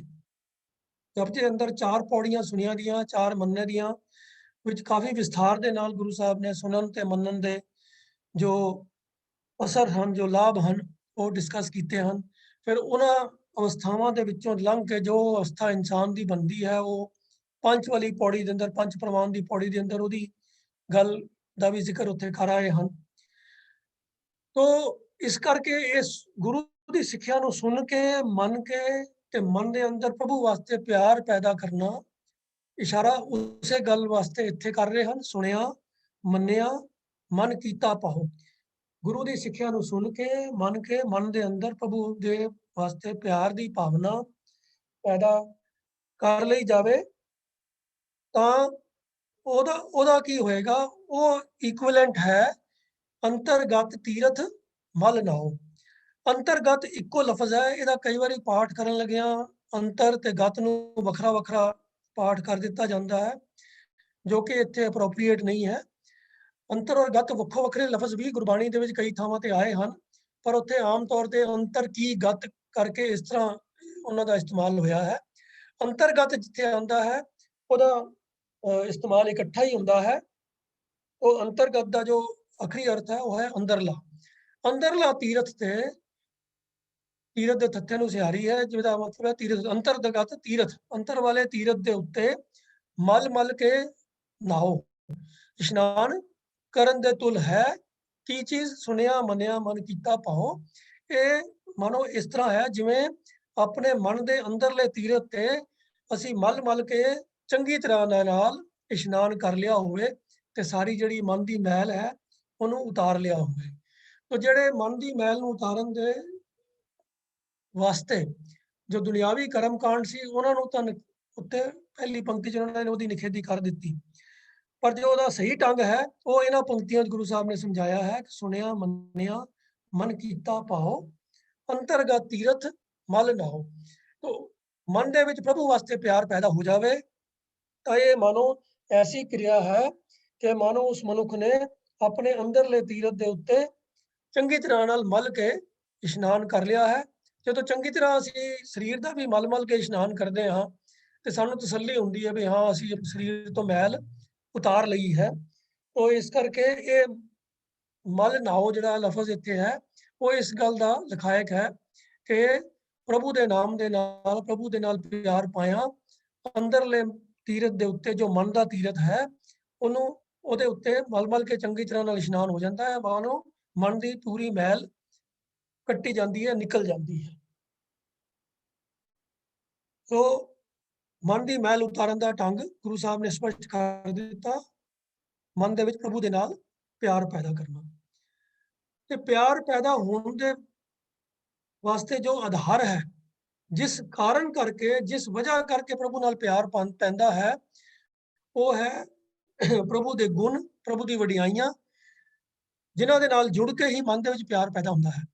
ਗੁਰਬਾਣੀ ਦੇ ਅੰਦਰ ਖਾਸ ਤੌਰ ਤੇ ਜਪ ਬਾਣੀ ਦੇ ਅੰਦਰ ਗੁਰੂ ਨਾਨਕ ਪਾਤਸ਼ਾਹ ਨੇ ਸਾਰਾ ਜ਼ੋਰ ਹੀ ਪ੍ਰਭੂ ਦੀ ਸਿਫਤ ਸਲਾਹ ਦੇ ਉੱਤੇ ਲਗਾਇਆ ਹੈ ਔਰ ਉਹਦੇ ਵਾਸਤੇ ਕੋਈ ਵੀ ਉਹਨਾਂ ਨੂੰ ਮਸਲਾ ਜਿਹਨੂੰ ਵੀ ਉਹਨਾਂ ਨੇ ਡਿਸਕਸ ਕੀਤਾ ਹੈ ਉਹਦੇ ਅੰਦਰ ਪ੍ਰਭੂ ਪਰਮਾਤਮਾ ਦੀ ਵਡਿਆਈ, ਉਹਦੇ ਬੇਅੰਤਤਾ, ਉਹਦੀ ਰਚਨਾ ਦੀ ਬੇਅੰਤਤਾ ਜਿਹੜੀ ਹੈ ਉਹਦਾ ਬਾਰ-ਬਾਰ ਉਹਨਾਂ ਨੇ ਵਿਖਿਆਨ ਕੀਤਾ ਹੈ। ਤੋ ਇਸ ਲਈ ਉਸੇ ਗੱਲ ਨੂੰ ਇੱਥੇ ਵੀ ਹੁਣ ਉਹ ਦ੍ਰਿੜ ਕਰਵਾ ਰਹੇ ਹਨ ਕਿ ਸਭ ਗੁਣ ਤੇਰੇ ਮੈਂ ਨਾਹੀ ਕੋਏ ਵਿਨ ਗੁਣ ਕੀਤੇ ਭਗਤ ਨਾ ਹੋਏ। ਪਰਮਾਤਮਾ ਦੇ ਨਾਲ ਪਿਆਰ ਪੈਂਦਾ ਹੈ, ਪਰਮਾਤਮਾ ਦੀ ਭਗਤੀ, ਇਹ ਇਕੁਇਲੈਂਟ ਹੀ ਗੱਲਾਂ ਹਨ ਦੋਨੋਂ। ਪਰਮਾਤਮਾ ਦੀ ਭਗਤੀ ਅਸਲ ਵਿੱਚ ਹੈ ਹੀ ਪ੍ਰਭੂ ਨਾਲ ਪਿਆਰ ਪਾਉਣ ਦੀ ਕਿਰਿਆ ਹੈ। ਹੋਰ ਭਗਤੀ ਕੋਈ ਇਹ ਨਹੀਂ ਹੈ ਕਿ ਕੋਈ ਖਾਸ ਕਿਸਮ ਦੇ ਚੌਂਕੜੀ ਮਾਰ ਕੇ ਕੋਈ ਖਾਸ ਸਥਾਨ ਤੇ ਜਾ ਕੇ ਕੋਈ ਆਸਨ ਲਗਾ ਕੇ ਕੋਈ ਮਾਲਾ ਫੇਰਨੀਆਂ, ਇਹ ਭਗਤੀ ਨਹੀਂ ਹੈ। ਇਹ ਬਾਹਰੀ ਉਹਦੇ ਅੰਗ ਹੋ ਸਕਦੇ ਹਨ ਕਿਸੇ ਹਾਲਾਤ ਵਿੱਚ, ਪਰ ਇਹ ਕੋਈ ਭਗਤੀ ਦਾ ਕੋਈ ਮੂਲ ਰੂਪ ਨਹੀਂ ਹੈ। ਅਸਲ ਭਗਤੀ ਦਾ ਜੋ ਆਧਾਰ ਹੈ, ਜੋ ਭਗਤੀ ਦਾ ਜੋ ਸਰੂਪ ਹੈ ਉਹ ਹੈ ਮਨ ਦੇ ਵਿੱਚ ਪ੍ਰਭੂ ਨਾਲ ਪਿਆਰ ਪੈਣਾ ਤੇ ਪਿਆਰ ਪੈਣ ਦਾ ਆਧਾਰ ਹੁੰਦਾ ਹੈ ਗੁਣਾਂ ਦੀ ਸਾਂਝ। ਦੁਨਿਆਵੀ ਰਿਸ਼ਤਿਆਂ ਦੇ ਅੰਦਰ ਵੀ ਸਾਡਾ ਉਹਦੇ ਨਾਲ ਹੀ ਪਿਆਰ ਪੈਂਦਾ ਹੈ ਜਿਹਦੇ ਗੁਣਾਂ ਤੋਂ ਅਸੀਂ ਪ੍ਰਭਾਵਿਤ ਹੁੰਦੇ ਹਾਂ, ਜਿਹਦੇ ਗੁਣ ਸਾਨੂੰ ਚੰਗੇ ਲੱਗਦੇ ਹਨ, ਸਾਡਾ ਉਹਦੇ ਨਾਲ ਪਿਆਰ ਪੈ ਜਾਂਦਾ ਹੈ। ਕਦੀ ਸਾਡਾ ਐਸੇ ਕਿਸੇ ਵਿਅਕਤੀ ਨਾਲ ਪਿਆਰ ਨਹੀਂ ਪੈਦਾ ਹੁੰਦਾ ਜਿਹਦੇ ਅੰਦਰ ਸਾਨੂੰ ਖੋਟ ਹੀ ਖੋਟ ਨਜ਼ਰ ਆਉਂਦੇ ਹੋਣ, ਜਿਹਦੇ ਅੰਦਰ ਮਾੜੇ ਹੀ ਮਾੜੇ ਆਚਰਨ ਹੋਣ, ਉਹਦੇ ਨਾਲ ਸਾਡਾ ਪਿਆਰ ਨਹੀਂ ਪੈਂਦਾ। ਪਿਆਰ ਪੈਂਦਾ ਹੈ ਗੁਣਾਂ ਦਾ ਸਦਕਾ। ਤੋ ਪ੍ਰਮਾਤਮਾ ਦੇ ਗੁਣ ਤਾਂ ਬੇਅੰਤ ਹਨ। ਉਸੇ ਗੱਲ ਨੂੰ ਗੁਰੂ ਸਾਹਿਬ ਇੱਥੇ ਸਮਝਾ ਰਹੇ ਹਨ ਕਿ ਵੀ ਇਹ ਪਿਆਰ ਪਵੇਗਾ ਵੀ ਤਾਂ ਜਦੋਂ ਮਨ ਇਸ ਗੱਲ ਨੂੰ ਮੰਨ ਲਏਗਾ ਕਿ ਸਭ ਗੁਣ ਤੇਰੇ ਮੈਂ ਨਾਹੀ ਕੋਏ। ਕਿਉਂਕਿ ਪ੍ਰਭੂ ਪਰਮਾਤਮਾ ਪਾਸੋਂ ਕੁਝ ਹਾਸਲ ਕਰਨ ਵਾਸਤੇ, ਉਹਦੇ ਨਾਲ ਨੇੜਤਾ ਹਾਸਲ ਕਰਨ ਵਾਸਤੇ ਆਪਣੇ ਅੰਦਰੋਂ ਹਉਮੈ ਨੂੰ ਮਿਟਾਉਣਾ ਜਿਹੜਾ ਹੈ ਉਹ ਸਭ ਤੋਂ ਜ਼ਿਆਦਾ ਜ਼ਰੂਰੀ ਹੈ। ਬਾਣੀ 'ਚ ਇਹ ਗੱਲ ਬਾਰ-ਬਾਰ ਆਉਂਦੀ ਹੈ ਕਿ ਹਉਮੈ ਨਾਵੇਂ ਨਾਲ ਵਿਰੋਧ ਹੈ, ਦੋਏ ਨਾ ਵਸੈ ਇਕ ਠਾਏ। ਜਿੱਥੇ ਹਉਮੈ ਹੋਏਗੀ ਉੱਥੇ ਨਾਮ ਨਹੀਂ ਟਿਕਦਾ। ਸੋ ਇੱਥੇ ਵੀ ਗੁਰੂ ਸਾਹਿਬ ਇਸੇ ਭਾਵਨਾ ਨੂੰ ਇੱਥੇ ਐਕਸਪਲੇਨ ਕਰ ਰਹੇ ਹਨ। ਪਰਮਾਤਮਾ ਨੂੰ ਸੰਬੋਧਨ ਕਰਕੇ ਕਹਿੰਦੇ ਹਨ ਕਿ ਸਭ ਗੁਣ ਤੇਰੇ ਮੈਂ ਨਾਹੀ ਕੋਏ ਤੇ ਨਾਲ ਇਹ ਵੀ ਗੱਲ ਸਪਸ਼ਟ ਕਰ ਰਹੇ ਹਨ ਕਿ ਵਿਨ ਗੁਣ ਕੀਤੇ ਭਗਤ ਨਾ ਹੋਏ। ਪਰਮਾਤਮਾ ਦੇ ਗੁਣਾਂ ਦੇ ਨਾਲ ਸਾਂਝ ਪਾਉਣ ਤੋਂ ਬਿਨਾਂ ਭਗਤੀ ਹੋ ਹੀ ਨਹੀਂ ਸਕਦੀ। ਤੇ ਜਿਹੜਾ ਗੁਣਾਂ ਦੇ ਨਾਲ ਜੇ ਸਾਂਝ ਪਾਵਾਂਗੇ ਤੇ ਕੁਦਰਤੀ ਹੈ ਕਿ ਉਹਨਾਂ ਦਾ ਕੁਝ ਨਾ ਕੁਝ ਅਸਰ ਸਾਡੇ ਉੱਤੇ ਵੀ ਹੋਏਗਾ ਹੀ। ਜੇ ਉਸ ਗੁਣਾਂ ਦੇ ਮਾਲਕ ਪਰਮਾਤਮਾ ਦੇ ਨਾਲ ਅਸੀਂ ਸਾਂਝ ਪਾਵਾਂਗੇ ਤੇ ਕੁਝ ਨਾ ਕੁਝ ਸਾਡੇ ਮਨ ਵੀ ਉਹਨਾਂ ਗੁਣਾਂ ਦੇ ਅਸਰ ਨੂੰ ਕਬੂਲ ਕਰੇਗਾ। ਦੁਨਿਆਵੀ ਰਿਸ਼ਤਿਆਂ ਵਿੱਚ ਵੀ ਇਹ ਆਮ ਚੀਜ਼ ਅਸੀਂ ਵੇਖਦੇ ਹੀ ਹਾਂ। ਜਿਨ੍ਹਾਂ ਲੋਕਾਂ ਦੇ ਨਾਲ ਸਾਡੀ ਦੋਸਤੀ ਹੁੰਦੀ ਹੈ, ਉੱਠਣਾ ਬੈਠਣਾ ਹੁੰਦਾ ਹੈ, ਉਹਨਾਂ ਦੇ ਆਚਰਣ ਦੇ ਵਿੱਚ ਜੋ ਵੀ ਚੰਗੇ ਜਾਂ ਮਾੜੇ ਸੁਭਾਅ ਜੋ ਹੁੰਦੇ ਹਨ, ਅਸੀਂ ਉਹਨਾਂ ਦਾ ਅਸਰ ਕਬੂਲਦੇ ਹਾਂ ਤੇ ਸਾਡੇ ਅੰਦਰ ਵੀ ਉਹਨਾਂ ਵਿੱਚੋਂ ਕੁਝ ਉਹੋ ਜਿਹੀਆਂ ਆਦਤਾਂ ਆ ਜਾਂਦੀਆਂ ਨੇ। तो परमात्मा जो गुणां दा समूह है, जो सारे गुणां दा दाता है, ਉਹਦੇ ਨਾਲ ਜੇ ਸਾਡੀ ਸਾਂਝ ਪਵੇਗੀ, ਸਾਡਾ ਪਿਆਰ ਉਹਦੇ ਨਾਲ ਪਵੇਗਾ, ਤਾਂ ਸਾਡੇ ਅੰਦਰ ਵੀ ਕੁਝ ਨਾ ਕੁਝ ਗੁਣ ਆਣੇ ਸ਼ੁਰੂ ਹੋ ਜਾਣਗੇ। ਔਰ ਇਹ ਗੁਣਾਂ ਦੀ ਸਾਂਝ, ਇਹ ਮਨ ਦੇ ਅੰਦਰ ਗੁਣ ਆਣੇ, ਇਹੀ ਭਗਤੀ ਦੀ ਕਿਰਿਆ ਨੂੰ ਹੋਰ ਦ੍ਰਿੜਤਾ ਦੇ ਨਾਲ ਪੱਕਾ ਕਰਦਾ ਹੈ, ਸਾਡੀ ਸਾਂਝ ਪ੍ਰਮਾਤਮਾ ਦੇ ਨਾਲ ਵਧਾਉਂਦਾ ਹੈ। तो ਇਹਨਾਂ ਪੰਕਤੀਆਂ ਦੇ ਅੰਦਰ ਜੋ ਹੈ ਇਹੀ ਗੱਲ ਸਮਝਾਈ ਗਈ ਹੈ ਕਿ हे परमात्मा, ਜੇ ਤੂੰ ਬਖਸ਼ਿਸ਼ ਕਰਕੇ ਮੇਰੇ ਅੰਦਰ ਇਹ ਗੁਣ ਨਾ ਪੈਦਾ ਕਰੇ ਤਾਂ ਮੈਂ ਤੇਰੀ ਭਗਤੀ ਕਰ ਵੀ ਨਹੀਂ ਸਕਦਾ। ਸਾਰੇ ਗੁਣ ਤੇਰੇ ਹੀ ਹਨ, ਮੇਰਾ ਆਪਣਾ ਕੋਈ ਗੁਣ ਹੈ ਨਹੀਂ, ਮੈਂ ਤਾਂ ਗੁਣਾਂ ਤੋਂ ਵਿਹੂਨ ਹਾਂ। ਪਰ ਜੇ ਮੈਂ ਤੇਰੇ ਨੇੜੇ ਹੋਵਾਂ, ਜੇ ਮੈਂ ਤੇਰੇ ਨਾਲ ਪਿਆਰ ਕਰਾਂ, ਤੇ ਤੂੰ ਬਖਸ਼ਿਸ਼ ਕਰਕੇ ਮੇਰੇ ਅੰਦਰ ਆਪਣੇ ਗੁਣਾਂ ਦੇ ਵਿੱਚੋਂ ਕੋਈ ਕਣੀ ਮੈਨੂੰ ਦੇ ਸਕਦਾ ਹੈ। ਮੇਰੇ ਅੰਦਰ ਵੀ ਤੇਰੇ ਵਾਲੇ ਗੁਣਾਂ ਵਿੱਚੋਂ ਕੁਝ ਗੁਣ ਆ ਸਕਦੇ ਹਨ। ਇਹ ਗੁਣਾਂ ਦੀ ਸਾਂਝ ਜਿਹੜੀ ਹੈ ਉਹ ਭਗਤ ਨੂੰ ਪਰਮਾਤਮਾ ਦੇ ਨੇੜਤਾ ਬਖਸ਼ਦੀ ਹੈ। ਉਹ ਸਭ ਗੁਣ ਤੇਰੇ ਮੈਂ ਨਾ ਹੀ ਕੋਏ, ਵਿਨ ਗੁਣ ਕੀਤੇ ਭਗਤ ਨਾ ਹੋਏ। तो परमात्मा ਦੀ ਭਗਤੀ ਅਸੀਂ ਕਰਦੇ ਹਾਂ परमात्मा ਦੀ ਸਿਫਤ ਸਲਾਹ ਕਰਕੇ, ਉਹਦੇ ਗੁਣ ਗਾ ਕੇ, ਉਹਦੀ ਵਡਿਆਈਆਂ ਨੂੰ ਯਾਦ ਕਰ ਕਰਕੇ। ਇਹ ਹੀ ਉਹਦੀ ਭਗਤੀ ਹੈ, ਉਹਦਾ ਸਿਮਰਨ ਹੈ। ਤੇ ਗੁਣਾਂ ਦੀ ਸਾਂਝ ਕਰਦਿਆਂ ਕਰਦਿਆਂ परमात्मा ਫਿਰ ਬਖਸ਼ਿਸ਼ ਕਰਕੇ ਉਹ ਗੁਣਾਂ ਦਾ ਅਸਰ ਸਾਡੇ ਅੰਦਰ ਵੀ ਕਰ ਦਿੰਦਾ ਹੈ ਤੇ ਸਾਡੇ ਮਨ ਦੇ ਅੰਦਰ ਵੀ ਉਹ परमात्मा ਦੇ ਗੁਣਾਂ ਦਾ ਪ੍ਰਭਾਵ ਪੈਣਾ ਸ਼ੁਰੂ ਹੋ ਜਾਂਦਾ ਹੈ। ਇਹੀ ਭਗਤੀ ਦਾ ਵੀ ਆਧਾਰ ਹੈ। ਵਿਨ ਗੁਣ ਕੀਤੇ ਭਗਤ ਨਾ ਹੋਏ। ਹੁਣ ਅੱਗੇ ਜੋ ਗੱਲ ਕਰਦੇ ਹਨ ਕਿ ਸਾਰੇ ਗੁਣਾਂ ਦਾ ਸੁਮਾ, ਸਭ ਕੁਝ ਦਾ ਰਚਨ ਵਾਲਾ, ਸ੍ਰਿਸ਼ਟੀ ਦਾ ਰਚਨ ਵਾਲਾ ਸਭ ਹੈ ਉਹ परमात्मा ਹੀ ਹੈ। ਇਹ ਉਹਦੇ ਗੁਣਾਂ ਦਾ ਵਿਸਥਾਰ ਹੈ। ਉਹਨਾਂ ਗੁਣਾਂ ਦੀ ਹੀ ਗੱਲ ਹੁਣ ਅੱਗੋਂ ਗੁਰੂ ਸਾਹਿਬ ਕਰਨ ਲੱਗੇ ਹਨ ਅਗਲੀਆਂ ਪੰਕਤੀਆਂ ਦੇ ਅੰਦਰ। ਇਹ परमात्मा ਹੀ ਹੈ ਜੋ ਸਾਰੀ ਸ੍ਰਿਸ਼ਟੀ ਦਾ ਕਰਤਾ ਹੈ। ਔਰ ਇਹ ਗੱਲ ਆਮ ਸਧਾਰਨ ਲੋਕ ਵੀ ਸਮਝਦੇ ਹਨ ਕਿ परमात्मा ਤੋਂ ਛੁੱਟ ਹੋਰ ਕੋਈ ਸ੍ਰਿਸ਼ਟੀ ਦਾ ਕਰਤਾ ਕਰਨ ਵਾਲਾ ਹੈ ਨਹੀਂ। ਪਰ ਭਾਰਤੀ ਸਮਾਜ ਦੇ ਅੰਦਰ ਕਈ ਤਰ੍ਹਾਂ ਦੇ ਭਰਮ ਭੁਲੇਖੇ ਜਾਂ ਹੋਰ ਕਈ ਤਰ੍ਹਾਂ ਦੇ ਮਨੋਤਾਂ ਜਿਹੜੀਆਂ ਸਾਨੂੰ ਪ੍ਰਚਲਿਤ ਸਨ ਕਿ ਵੀ ਸ੍ਰਿਸ਼ਟੀ ਦੀ ਰਚਨਾ ਕਰਨ ਵਾਲਾ ਬ੍ਰਹਮਾ ਹੈ, ਪਾਲਣ ਵਾਲਾ ਵਿਸ਼ਨੂੰ ਹੈ, ਮਾਰਨ ਵਾਲਾ ਸ਼ਿਵ ਹੈ। ਇਸ ਤਰੀਕੇ ਦੇ ਕਈ ਉਹਨਾਂ ਨੇ ਦੇਵੀ ਦੇਵਤਿਆਂ ਦੀ ਕਲਪਨਾ ਕਰਕੇ ਘੜੇ ਹੋਏ ਸਨ। ਪਰ ਗੁਰਬਾਣੀ ਦੇ ਅੰਦਰ ਕਿਸੇ ਵੱਖੋ ਵੱਖਰੇ ਇਹੋ ਜਿਹੇ ਦੇਵਤਿਆਂ ਦੀ ਹਸਤੀ ਨੂੰ ਇੰਡੀਪੈਂਡੈਂਟ ਤੌਰ ਦੇ ਉੱਤੇ ਸਵੀਕਾਰ ਨਹੀਂ ਕੀਤਾ ਗਿਆ। ਸਭ ਕੁਝ ਨੂੰ ਇਹਨਾਂ ਦੇਵਤਿਆਂ ਨੂੰ ਜਿਹੜੇ ਕਹੇ ਜਾਂਦੇ ਦੇਵਤੇ ਹਨ, ਤਾਂ ਗੁਰੂ ਸਾਹਿਬ ਉਹਨਾਂ ਨੂੰ ਮੂਲੋਂ ਇੰਜ ਖੰਡਨ ਨਹੀਂ ਕਰਦੇ, ਪਰ ਇਹ ਕਹਿ ਦਿੰਦੇ ਹਨ ਕਿ ਵੀ ਇਹਨਾਂ ਨੂੰ ਬਣਾਉਣ ਵਾਲਾ ਵੀ ਤਾਂ परमात्मा ਹੀ ਹੈ। ਇਹਨਾਂ ਦੇਵਤਿਆਂ ਦੀ ਆਪਣੀ ਕੀ ਔਕਾਤ ਹੈ, ਇਹਨਾਂ ਨੂੰ ਪੈਦਾ ਕਰਨ ਵਾਲਾ, ਇਹਨਾਂ ਨੂੰ ਸ਼ਕਤੀਆਂ ਦੇਣ ਵਾਲਾ ਵੀ ਉਹ ਪ੍ਰਭੂ परमात्मा ਆਪ ਹੀ ਹੈ। ਤਾਂ ਉਸੇ ਤਰ੍ਹਾਂ ਦੀ ਗੱਲ ਜਿਹੜੀ ਆ ਉਹ ਅਗਲੀ ਪੰਕਤੀ 'ਚ ਵੀ ਆਉਂਦੀ ਹੈ। ਸਵਸਤ ਆਥ ਬਾਣੀ ਬਰਮਾਓ, ਸਤ ਸੁਹਾਨ ਸਦਾ ਮਨ ਚਾਓ। ਸਵਸਤ ਦਾ ਦੋ ਤਰ੍ਹਾਂ ਦੇ ਅਰਥ ਮਿਲਦੇ ਹਨ। ਇੱਕ ਸਵਸਤ ਦਾ ਅਰਥ ਜੋ ਬਹੁਤਾ ਪ੍ਰਚਲਿਤ ਹੈ ਉਹ ਹੈ ਕਿ ਤੇਰੀ ਜੈ ਹੋਵੇ, ਤੇਰੀ ਜੈ ਜੈਕਾਰ ਹੋਵੇ, ਜਾਂ ਆਸ਼ੀਰਵਾਦ ਦੇ ਅਰਥਾਂ ਦੇ ਵਿੱਚ ਇਹਨੂੰ ਲਿਆ ਜਾਂਦਾ। ਸਵਸਤ ਦਾ ਮਤਲਬ ਹੈ ਤੇਰੀ ਜੈ ਜੈਕਾਰ, ਤੇਰੇ, ਜਾਂ ਇਸ ਤਰੀਕੇ ਦੇ ਨਾਲ ਇਹਦੇ ਅਰਥ ਕੀਤੇ ਜਾਂਦੇ ਹਨ। ਇੱਕ ਅਰਥ ਇਹਦੇ ਹੋਰ ਵੀ ਮਿਲਦੇ ਹਨ ਕਿ ਕਲਿਆਣ ਸਰੂਪ परमात्मा।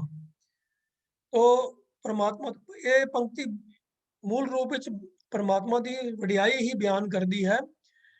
तो ਜਿਨ੍ਹਾਂ ਨੇ ਇਹਦੇ ਅਰਥ ਜੈ ਜੈਕਾਰ ਵਾਲੇ ਕੀਤੇ ਹਨ, ਉਹਨਾਂ ਨੇ ਵੀ ਗੱਲ ਇਹੀ परमात्मा ਨੂੰ ਸੰਬੋਧਨ ਕਰਕੇ ਕੀਤੀ ਹੈ ਕਿ ਤੇਰੀ ਹੀ ਜੈ ਹੋਵੇ, ਤੂੰ ਆਪ ਹੀ ਮਾਇਆ ਦਾ ਰੂਪ ਵੀ ਹੈ, ਤੂੰ ਆਪ ਹੀ ਬਾਣੀ ਹੈ, ਤੂੰ ਆਪ ਹੀ ਬ੍ਰਹਮਾ ਹੈ, ਤੂੰ ਸਦਾ ਕਾਇਮ ਰਹਿਣ ਵਾਲਾ ਹੈ, ਤੂੰ ਅਤਿ ਸੋਹਣਾ ਹੈ ਅਤੇ ਤੇਰੇ ਦੀਦਾਰ ਕਰਕੇ ਸਦਾ ਭਗਤਾਂ ਦੇ ਮਨ ਦੇ ਵਿੱਚ ਚਾਅ ਪੈਦਾ ਹੁੰਦਾ ਹੈ।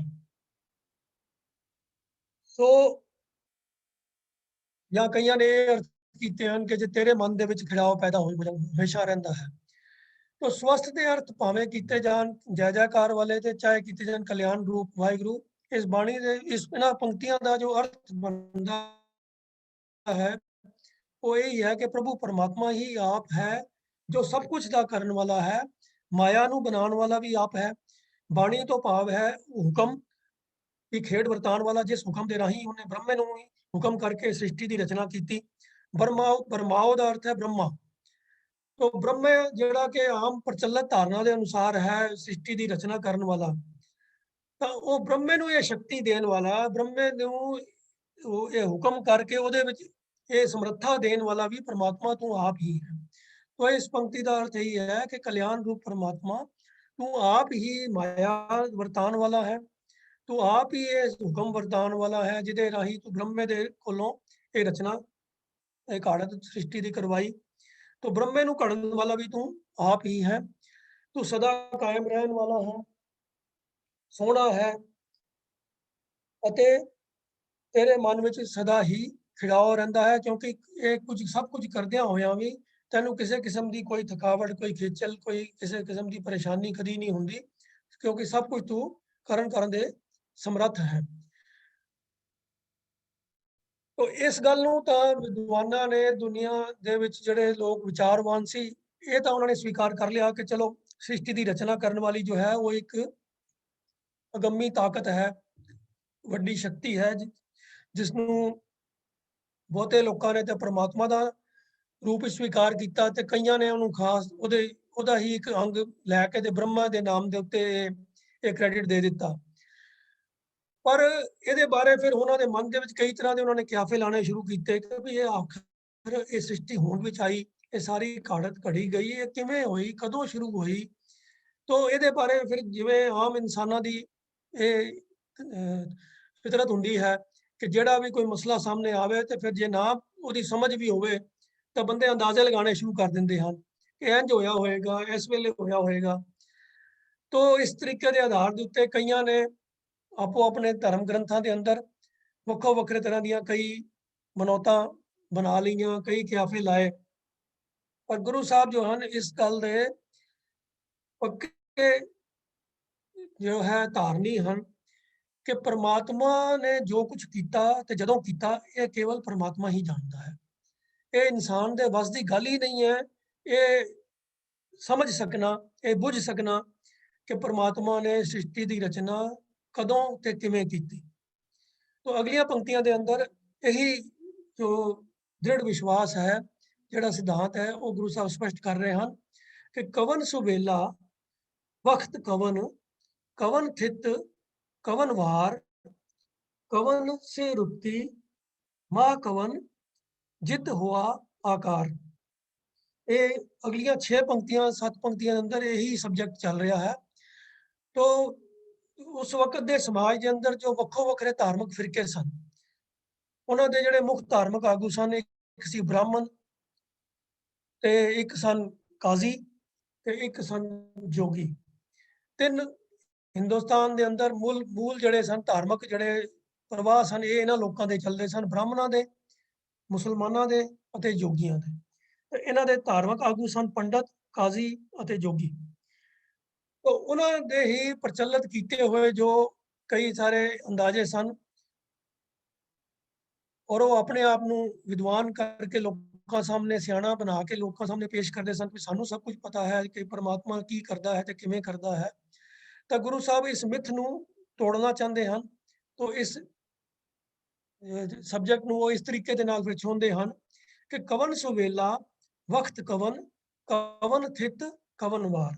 कवन का मतलब है केड़ा, सो वेला ओ वेला, ओ वेला केड़ा सी। फिर अगे कहते हैं वक्त कवन। वक्त जिहड़ा लफज है ये इसका जो इत्थे जिस तरीके नाल वरत्या गया वक्त तत्ते नूं औंकड़ दे नाल आया है, ये है इसका मूल फारसी विचों है। तो ये लफज एक्चुअली वक्त वक्त यानी टाइम समय वास्ते ही इस्तेमाल होया है। उन्हां लोकां दी बोली दे अंदर जिहड़ा ਇਹਦਾ ਉਚਾਰਨ ਹੈ ਇਹ ਕੱਕੇ ਦੀ ਬਜਾਏ ਖੱਖੇ ਦੀ ਸਾਊਂਡ ਦੇ ਨਾਲ ਹੀ ਆਉਂਦਾ ਵਕਤ, ਉਹ ਇਸ ਤਰੀਕੇ ਨਾਲ ਇਹਨੂੰ ਬੋਲਦੇ ਹਨ। तो ਜਦੋਂ ਹਿੰਦੂਆਂ ਦੇ ਬਾਰੇ ਗੱਲ ਕਰ ਰਹੇ ਹਨ ਤੇ ਗੁਰੂ ਸਾਹਿਬ ਨੇ ਜੋ ਹਿੰਦਕੀ ਜੋ ਲਫ਼ਜ਼ ਹੈ ਵੇਲਾ ਉਹ ਇਸਤੇਮਾਲ ਕੀਤਾ ਹੈ। ਜਦੋਂ ਮੁਸਲਮਾਨਾਂ ਦੀ ਗੱਲ ਕਰ ਰਹੇ ਹਨ ਤਾਂ ਉਹਨਾਂ ਨੇ ਲਫ਼ਜ਼ ਇਸਤੇਮਾਲ ਕੀਤਾ ਹੈ ਵਕਤ। ਤੇ ਅੱਗੇ ਫਿਰ ਨਾਲ ਗੱਲ ਕਰਦੇ ਹਨ ਕਿ ਉਹ ਕਿਹੜਾ ਵੇਲਾ ਸੀ, ਕਿਹੜਾ ਵਕਤ ਸੀ। भाव दोवां दा सेम ही है, वक्त ते वेला एसेंशियली मीनिंग सेम ही है, समा। फिर नाल वो कहते हैं कवन थित कवन वार, वो केड़ी थित केड़ी तरीक सी ते केड़ा दिन सी। वार जिवें हफ्ते दे दिन हुंदे हन सोमवार मंगलवार, ये उस सेंस विच वार है। ਵਾਰ ਲਫ਼ਜ਼ ਜਦੋਂ ਔਂਕੜ ਤੋਂ ਬਗੈਰ ਆਉਂਦਾ ਹੈ ਤਾਂ ਉੱਥੇ ਉਹਦੇ ਅਰਥ ਹੁੰਦੇ ਹਨ ਵਾਰੀ ਜਾਂ ਵਾਰਨੇ ਜਾਣਾ। ਤੇ ਇੱਥੇ ਲੇਕਿਨ ਵਾਰ ਰਾਰੇ ਨੂੰ ਔਂਕੜ ਦੇ ਨਾਲ ਆਇਆ ਤੇ ਇਹਦਾ ਅਰਥ ਹੈ ਵਾਰ, ਆਪ ਦਿਨ। ਤੋ ਗੁਰੂ ਸਾਹਿਬ ਜੋ ਇਸ ਪੰਕਤੀ 'ਚ ਗੱਲ ਕਰ ਰਹੇ ਹਨ ਕਿ ਜਦੋਂ ਪ੍ਰਮਾਤਮਾ ਨੇ ਇਹ ਸਾਰੀ ਸ੍ਰਿਸ਼ਟੀ ਦੀ ਰਚਨਾ ਕੀਤੀ, ਜਦੋਂ ਇਹ ਸ੍ਰਿਸ਼ਟੀ ਦੀ ਆਰੰਭਤਾ ਹੋਈ, ਤਾਂ ਉਹ ਕਿਹੜਾ ਵੇਲਾ ਸੀ, ਕਿਹੜਾ ਸਮਾਂ ਸੀ, ਕਿਹੜੀ ਤਰੀਕ ਸੀ, ਕਿਹੜਾ ਦਿਨ ਸੀ। ਫਿਰ ਹੋਰ ਅੱਗੇ ਇਸੇ ਗੱਲ ਨੂੰ ਹੋਰ ਥੋੜਾ ਜਿਹਾ ਐਕਸਪੈਂਡ ਕਰਦੇ ਹਨ। ਕਵਨ ਸੇ ਰੁੱਤੀ ਮਾ ਕਵਨ ਜਿਤ ਹੋਆ ਆਕਾਰ। ਉਦੋਂ ਕਿਹੜੀ ਰੁੱਤ ਸੀ, ਕਿਹੜਾ ਮਹੀਨਾ ਸੀ ਜਦੋਂ ਇਹ ਸਾਰਾ ਆਕਾਰ, ਇਹ ਸਾਰੀ ਸ੍ਰਿਸ਼ਟੀ ਹੋਂਦ ਵਿੱਚ ਆਈ। ਤੋ ਇਹ ਸਾਰੀ ਪੰਕਤੀ ਕਹਿ ਕੇ ਗੱਲ ਕੀ ਹੋਈ, ਇੱਕ ਮਾਹੌਲ ਸਿਰਜ ਦਿੱਤਾ ਗੁਰੂ ਸਾਹਿਬ ਨੇ ਕਿ ਬੰਦਿਆਂ ਨੂੰ ਕੁਛ ਤਾਂ ਅੰਦਾਜ਼ਾ ਹੋਵੇ, ਜਿਹੜੇ ਗੱਲ ਕਰਦੇ ਨੇ ਪ੍ਰਮਾਤਮਾ ਦੇ ਬਾਰੇ ਕਿ ਸਾਨੂੰ ਪਤਾ ਹੈ ਕਿਵੇਂ ਸ੍ਰਿਸ਼ਟੀ ਹੋਂਦ ਵਿੱਚ ਆਈ, ਤੇ ਦੱਸਣ ਵੀ ਕਿਹੜੀ ਰੁੱਤ ਸੀ, ਗਰਮੀਆਂ ਸਨ, ਸਰਦੀਆਂ ਸਨ, ਬਰਸਾਤ ਸੀ, ਬਸੰਤ ਰੁੱਤ ਸੀ, ਕਿਹੜੀ ਪਤਝੜ ਸੀ, ਕਿਹੜੀ ਰੁੱਤ ਸੀ, ਕਿਹੜਾ ਮਹੀਨਾ ਸੀਗਾ, ਜਿਹੜੇ 12 ਮਹੀਨੇ ਸਾਲ ਦੇ ਵੰਡੇ ਜਾਂਦੇ ਨੇ ਉਹਨਾਂ ਚੋਂ ਕਿਹੜਾ ਮਹੀਨਾ ਸੀ, ਕਿਹੜੀ ਤਰੀਕ ਸੀ, ਕਿਹੜਾ ਦਿਨ ਸੀ ਹਫਤੇ ਦਾ ਜਦੋਂ ਕਿ ਸ੍ਰਿਸ਼ਟੀ ਰਚਨਾ ਹੋਈ। ਕੋਈ ਬਿਲਕੁਲ ਐਨ ਪਿਨ ਪੁਆਇੰਟ ਤਾਂ ਕਰੇ, ਫਿਰ ਉਸ ਸਾਰੇ ਉਸ ਦਿਨ ਦੇ ਅੰਦਰ ਉਸ ਤਰੀਕ ਨੂੰ ਕਿਹੜੇ ਸਮੇਂ, ਕਿਹੜੀ ਘੜੀ, ਕਿਹੜਾ ਪੈਰ ਸੀਗਾ, ਕਿਹੜਾ ਵੇਲਾ ਸੀ ਜਦੋਂ ਪ੍ਰਮਾਤਮਾ ਨੇ ਸ੍ਰਿਸ਼ਟੀ ਦੀ ਰਚਨਾ ਕੀਤੀ। ਤਾਂ ਇਹ ਸਾਰਾ ਕੁਐਸਚਨ ਰੇਜ਼ ਕਰਕੇ ਫਿਰ ਅੱਗੋਂ ਗੱਲ ਕਰਦੇ ਹਨ ਕਿ ਹੁਣ ਗੱਲ ਕਰਦੇ ਹਾਂ ਇਹਨਾਂ ਧਾਰਮਿਕ ਆਗੂਆਂ ਦੀ ਕਿ ਵੇਲ ਨਾ ਪਾਈਆ ਪੰਡਤੀ ਜੇ ਹੋਵੇ ਲੇਖ ਪੁਰਾਣ। ਵੇਲ ਕੋਈ ਵੇਲੇ ਦੇ ਵਾਸਤੇ ਆਇਆ ਹੈ ਕਿ ਇਹ ਵੇਲਾ ਨਾ ਪਾਈਆ, ਉਹ ਸਮੇਂ ਦੀ ਸੋਝੀ ਪੰਡਤ ਨੂੰ, ਪੰਡਤਾਂ ਨੂੰ ਨਹੀਂ ਹੋਈ। ਵੇਲ ਨਾ ਪਾਈਆ ਪੰਡਤੀ, ਪੰਡਤਾਂ ਨੇ ਇਹ ਸਮਝ ਨਹੀਂ ਪ੍ਰਾਪਤ ਕੀਤੀ, ਉਹਨਾਂ ਨੂੰ ਇਹ ਵੇਲੇ ਦੀ ਪਕੜ ਨਹੀਂ ਆਈ। ਜੇ ਹੋਵੇ ਲੇਖ ਪੁਰਾਣ, ਕਿ ਜੇ ਆ ਗਈ ਹੁੰਦੀ ਤਾਂ ਜ਼ਰੂਰ ਉਹਨਾਂ ਨੇ ਪੁਰਾਣਾਂ ਦੇ ਵਿੱਚ ਇਹ ਗੱਲ ਲਿਖਦੇ ਨਹੀਂ ਸੀ ਕਿ ਕਿਹੜੀ ਰੁੱਤ, ਕਿਹੜਾ ਥਿਤ, ਕਿਹੜਾ ਮਹੀਨਾ ਸੀ ਜਦੋਂ ਸ੍ਰਿਸ਼ਟੀ ਰਚਨਾ ਹੋਈ ਸੀ। ਗੋਲਮੋਲ ਦੀਆਂ ਗੱਲਾਂ ਤੇ ਲਿਖੀਆਂ ਹੋਈਆਂ ਨੇ, ਪਰ ਇਹ ਪਿਨ ਪੁਆਇੰਟ ਕਰਕੇ ਕੋਈ ਸਮਾਂ ਫਿਕਸ ਕਰਕੇ ਨਹੀਂ ਦੱਸ ਸਕਿਆ ਕਿ ਸ੍ਰਿਸ਼ਟੀ ਦੀ ਰਚਨਾ ਕਦੋਂ ਹੋਈ। ਗੁਰੂ ਸਾਹਿਬ ਕਹਿੰਦੇ ਹਨ ਕਿ ਜਿਹੜਾ ਇਹ ਧਾਰਮਿਕ ਆਗੂ ਹੈ ਹਿੰਦੂਆਂ ਦਾ, ਪੰਡਤਾਂ ਦਾ ਪੰਡਤ ਜਿਹੜਾ ਅਖਵਾਉਂਦਾ ਆਪਣੇ ਆਪ ਨੂੰ, ਇਹਨਾਂ ਪੰਡਤਾਂ ਨੂੰ ਵੀ ਇਸ ਵੇਲੇ ਦੀ ਸੋਝੀ ਨਹੀਂ ਪਈ, ਨਹੀਂ ਤਾਂ ਉਹਨਾਂ ਨੇ ਪੁਰਾਣ ਦੇ ਵਿੱਚ ਕੋਈ ਨਾ ਕੋਈ ਜ਼ਰੂਰ ਇਹਦਾ ਜ਼ਿਕਰ ਲਿਖ ਦੇਣਾ ਸੀਗਾ। ਫਿਰ ਅੱਗੇ ਗੱਲ ਕਰਦੇ ਹਨ ਕਾਜ਼ੀਆਂ ਦੀ, ਔਰ ਇੱਥੇ ਫਿਰ ਹੁਣ ਵੇਲੇ ਦੀ ਬਜਾਏ ਉਹਨਾਂ ਨੇ ਲਫ਼ਜ਼ ਇਸਤੇਮਾਲ ਕੀਤਾ ਹੈ ਵਕਤ। ਉਹ ਮੀਨਿੰਗ ਹੈ ਇਹਦਾ ਵਕਤ, ਸਮਾਂ। ਵਕਤ ਨਾ ਪਾਇਓ ਕਾਦੀਆਂ ਜੇ ਲਿਖਣ ਲੇਖ ਕੁਰਾਨ। ਇਸ ਵੇਲਾ ਇਹ ਵਕਤ ਕਾਜ਼ੀਆਂ ਨੂੰ ਵੀ ਨਹੀਂ ਪ੍ਰਾਪਤ ਹੋਇਆ, ਨਹੀਂ ਸਮਝ ਆਇਆ, ਨਹੀਂ ਲੱਭ ਸਕਿਆ। ਵਕਤ ਨਾ ਪਾਇਓ ਕਾਦੀਆਂ, ਲਫ਼ਜ਼ ਇਸਤੇਮਾਲ ਹੋਇਆ ਹੈ ਕਾਦੀਆਂ। तो जिमें वक़्त का उच्चारण फारसी बोली के अंदर वक्त होता है, तो उवें ही जिहड़ा ज़ज़ा लफ़ज़ है ਉਹਦਾ ਉੱਥੇ ਉਚਾਰਨ ਦ ਦੇ ਨਾਲ ਹੁੰਦਾ ਹੈ। ਜਿਵੇਂ ਅਸੀਂ ਬੋਲਦੇ ਹਾਂ ਕਾਗਜ਼ ਤੇ ਉਹਨਾਂ ਦੀ ਬੋਲੀ ਜਾਂਦਾ ਹੈ ਕਾਗਦ। ਅਸੀਂ ਕਹਿੰਦੇ ਹਾਂ ਕਾਜ਼ੀ, ਉਹ ਕਹਿੰਦੇ ਹਨ ਕਾਦੀ। तो ਉਹਨਾਂ ਦੀ ਹੀ ਬੋਲੀ ਦਾ ਇਸਤੇਮਾਲ ਕਰਕੇ ਗੁਰੂ ਸਾਹਿਬ ਨੇ ਲਫ਼ਜ਼ ਕਾਦੀਆਂ ਵਰਤਿਆ ਹੈ। ਵਕਤ ਨਾ ਪਾਇਓ ਕਾਦੀਆਂ, ਕਾਜ਼ੀਆਂ ਨੂੰ ਵੀ ਉਹ ਵੇਲਾ ਨਹੀਂ ਪ੍ਰਾਪਤ ਹੋਇਆ, ਨਹੀਂ ਸਮਝ ਆਈ ਜੇ ਲਿਖਣ ਲੇਖ ਕੁਰਾਨ, ਕਿ ਜੇ ਕਿਤੇ ਆ ਗਈ ਹੁੰਦੀ ਤਾਂ ਉਹ ਵੀ ਕੁਰਾਨ ਦੇ ਵਿੱਚ ਇਹਦੇ ਬਾਰੇ ਕੋਈ ਨਾ ਕੋਈ ਗੱਲ ਜ਼ਰੂਰ ਲਿਖ ਦਿੰਦੇ, ਕੋਈ ਲੇਖ ਲਿਖ ਦਿੰਦੇ ਕਿ ਪਰਮਾਤਮਾ ਨੇ ਫਲਾਣੇ ਮਹੀਨੇ ਫਲਾਣੀ ਤਰੀਕ ਨੂੰ ਇਸ ਸਮੇਂ ਦੇ ਉੱਤੇ ਸ੍ਰਿਸ਼ਟੀ ਦੀ ਰਚਨਾ ਕੀਤੀ। ਅਗਲੀ ਪੰਕਤੀ 'ਚ ਕਹਿੰਦੇ ਹਨ ਥਿਤ ਵਾਰ ਨਾ ਜੋਗੀ ਜਾਣਾ ਰੁੱਤ ਮਾਹ ਨਾ ਕੋਈ। ਕੋਈ ਥਿਤ ਕੋਈ ਵਾਰ ਕਿਸੇ ਜੋਗੀ ਨੂੰ ਵੀ ਸਮਝ ਨਹੀਂ ਆਇਆ, ਨਾ ਉਹਨੂੰ ਕੋਈ ਰੁੱਤ ਤੇ ਜਾਂ ਕੋਈ ਮਹੀਨਾ ਸਮਝ ਆਇਆ ਹੈ। तो भाव की है इन्हां सारियां पंक्तियां च डिटेल च गल करके गुरु साहब ने गल की भी सृष्टि रचना करने वाला परमात्मा है, ये माया की रचना करने वाला परमात्मा है। वो कहे जाता जिहड़ा ब्रह्मा है ਉਹਦੀ ਘਾੜਤ ਕੱਢਣ ਵਾਲਾ, ਉਹਨੂੰ ਹੁਕਮ ਦੇ ਕੇ ਕਾਰੇ ਲਾਉਣ ਵਾਲਾ ਵੀ ਉਹ परमात्मा ही आप है। ਤੇ ਬੜੇ ਚਾਅ ਦੇ ਨਾਲ ਉਹਨੇ ਸਾਰਾ ਕੰਮ, ਸਾਰੀ ਸ੍ਰਿਸ਼ਟੀ ਦੀ ਰਚਨਾ ਸਭ ਕੁਝ ਉਹਨੇ ਆਪ ਕੀਤੀ ਹੈ। ਉਹਨੂੰ ਕਿਸੇ ਕਿਸਮ ਦੀ ਕੋਈ ਖੇਚਲ, ਕੋਈ ਤਕਲੀਫ, ਕੋਈ ਐਫਰਟ ਨਹੀਂ ਕਰਨਾ ਪਿਆ। ਉਹ ਪੂਰਨ ਖਿੜਾਓ 'ਚ ਰਹਿਣ ਵਾਲਾ ਪ੍ਰਮਾਤਮਾ ਹੈ, ਜਿਨੇ ਇਹ ਰਚਨਾ ਆਪਣੇ ਹੀ ਭਾਣੇ ਦੇ ਅੰਦਰ ਉਹਨੇ ਕਰ ਦਿੱਤੀ ਹੈ। ਤੇ ਕਦੋਂ ਕੀਤੀ ਹੈ ਇਹਦਾ ਗਿਆਨ ਕਿਸੇ ਵੀ ਕਹੇ ਜਾਂਦੇ ਧਾਰਮਿਕ ਆਗੂ ਨੂੰ ਨਹੀਂ ਹੈ। ਨਾ ਉਹ ਵੇਲਾ, ਨਾ ਉਹ ਥਿਤ, ਨਾ ਰੁੱਤ, ਨਾ ਮਹੀਨਾ, ਕਿਸੇ ਨੂੰ ਕੁਝ ਨਹੀਂ ਪਤਾ। ਨਾ ਪੰਡਤਾਂ ਨੂੰ, ਨਾ ਕਾਜ਼ੀਆਂ ਨੂੰ, ਨਾ ਜੋਗੀਆਂ ਨੂੰ, ਕਿਸੇ ਨੂੰ ਇਸ ਗੱਲ ਦੀ ਸਮਝ ਨਹੀਂ ਆਈ। इत्थे संक्षेप विच मैं एक इस पंक्ति की क्लैरिफिकेशन होर भी कर देनी चाहता, जिहड़ी ये पंक्ति है, वक्त न पायो कादियां, कि इहदे इस शब्दावली नूं लैके जिहड़े कादियाना फिरके वाले, जो मुसलमानों का एक फिरका है कादियाना, जिहड़े अपने आप नूं कादियाना फिरके नाल संबंधित कहंदे हन, ਉਹ आम तौर ते भोले भाले सिखां नूं मिसलीड करन वास्ते कहंदे, देखो जी तुहाडी बाणी लिखिया होया है, वक्त ना पायो कादियां, कादियां जिहड़े जदों तुहाडे इत्थे पंजाब विच आके प्रचार करनगे ते उन्हां नूं तुसीं वक्त ना पाना, कोई उन्हां नूं तकलीफ कोई कष्ट ना देना। तो ये बिल्कुल मिसयूज है इस इन्हां लफ्ज़ां दा। जिवें एक्सप्लेन कीता है, वक्त का अर्थ वक़्त है, ना कि वक़्त कोई मुश्किल या परेशानी वाला अर्थ नहीं है। वेला और वक़्त सेम अर्थ रखदे हन।